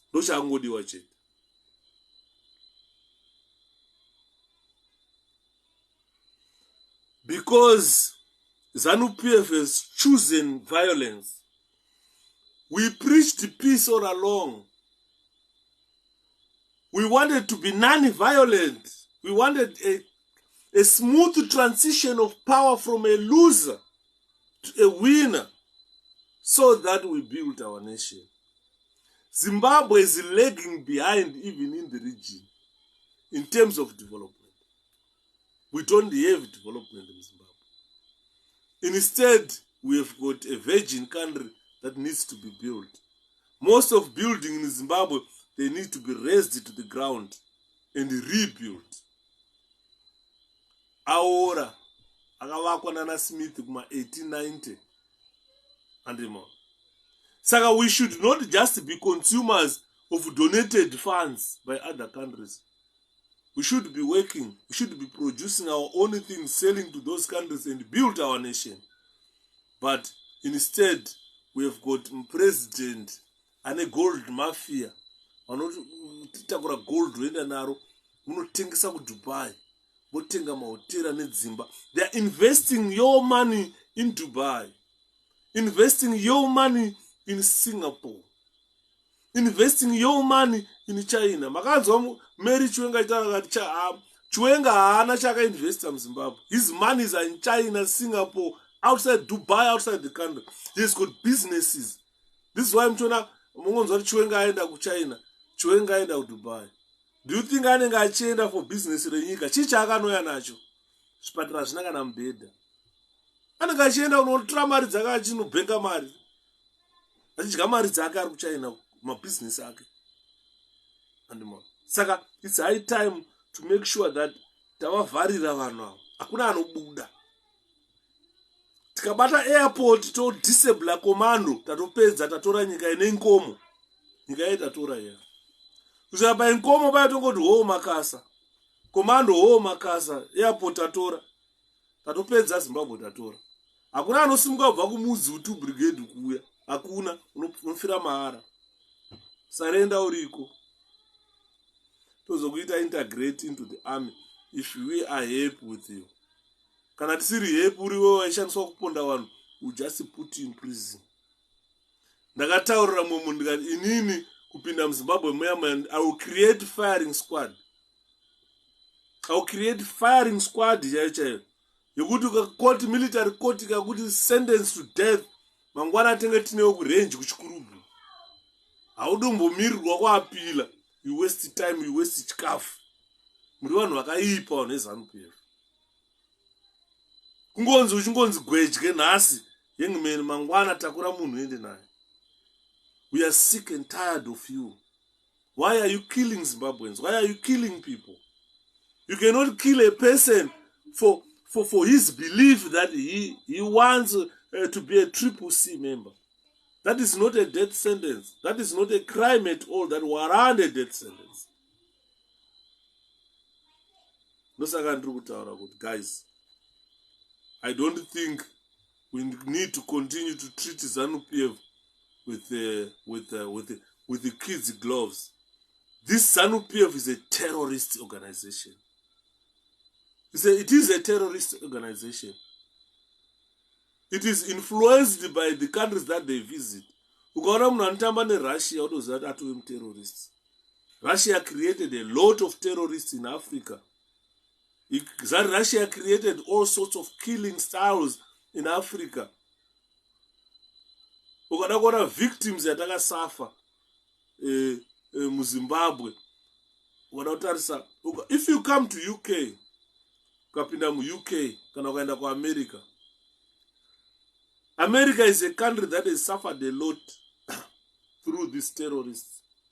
Ukaenda ku New York in 1975, there was a terrorist attack. A terrorist attack in 1975. And I'm going to I remember the battle of 𝗵𝗲𝗿𝗵𝗵 in South Africa. The Boers with the guns were defeated by the Zulus with no guns, but only spears. They outnumbered the bullets. This is why I am saying we should be ready to face the bullet to free the people of Zimbabwe. In 1983, there was a terrorist attack in Beirut, Lebanon. 1983, 1985. 1985, there was a terrorist attack in June here in Ireland.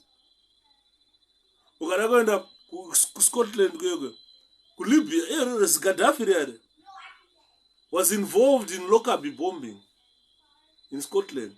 I traveled when I was Scotland, 𝗯𝗶𝗵𝗵𝗵. Each town, 𝗯𝗶𝗵𝗵𝗵 bombing. It was a terrorist attack against innocent people who were boarding a plane. 1993. That was 1998, 1988. 𝗯𝗶𝗵𝗵 bombing, Scotland. 1983, in New York, quite a terrorist attack. 1995, Manila. 1995, Oklahoma City. Tokyo, Japan. 1995, my terrorists achita madiro. These are the friends of Emmerson Mnangagwa. These are the friends of ZANU-PF who caused all this terrorist attack. Okay, in 2001, New York City and Arlington, kwakaitika ma-terrorist attacks. Ma-Twin Towers akabombwa, ndege dzikanopinzwa nevanhu vanhu vakaparara ma-Twin Towers muAmerica. Saka ukada kuona ukagara pasi ukafunga, ukada kuona who are the people involved in these terroristic attacks, which organizations are involved. You can tell kuti vanhu vanozviti ma-National Liberation Army, vakaita se-ZANU-PF, vakaita se-ANC, vakaita sechechi aitungamirwa naKaunda neFrelimo. These are terrorist organizations. Because the ANC chitaura hanzi chamisa is a puppet. Because these are terrorist organizations. Ukanzi watotaura kuti puppet vakuda kutsvaga nzira yekuuraya. Vakauraya mudhara sekuseka tsvangirai. Ukaenda kuPalestine kune ma-Islamic jihad angofanana neZANU-PF. Ukaenda kune dzimwe nyika uku kune Revolutionary People's Liberation Party zvakaita kunge or front zvakaita kunana Uganda. Those are terrorists. Anotungamirwa nechechonzi Yoweri Museveni chane musoro wakaita pink, grey, blue. Musoro you can't tell kuti munhu mutema here kana kuti chii kana kuti chidhoma here kana kuti chii. Andiri kuona. Mune ma-armed Islamic groups. Ukapinda kuDelgado unomaona. Ukaenda kunana Somalia, Boko Haram, Nigeria. Those are terrorist groups. Those are the friends of ZANU-PF. So we must stop that, ladies and gentlemen. We must fight to make sure that those organizations on ZANU-PF is recognized by the international community as an unlawful organization, as a terrorist organization that is bent to intimidate and coerce innocent people to force them to vote for ZANU-PF. That should never happen in a modern country like Zimbabwe. We must ensure that we fight for freedom. For you to be called a freedom fighter, get ready to fight for freedom. That is the only way we can pursue our own goals. We can pursue the goals of liberating Zimbabwe. Generally, we want Zimbabwe to be free. We want people of Zimbabwe to enjoy life. Vamwe vakazvarwa munhamo, vakutofira munhamo. Ndikakuudza kuti kuna vanhu vakazvarwa kumamisha uko asingazive boots, asati apfeka boots upenyu hwake. Akutosvika pakunofa asina kupfeka boots. Chaanoziva kupfugama kunamata. Achifunga kuti Mwari vachandibatsira. Mwari vakatokubatsira. Kuzvarwa kwako kwakatoitwa panyika chikomborero ichocho. Vakakupa 5 senses kuti chifunga uchada kurarama sei. And more. Guys, ndingataura ndinosuka kumangwana kuseni ndichitaura. Good night. Morera zvakanaka. But zvandataura mazvinzo. I'm so angry about what has happened today. Good night.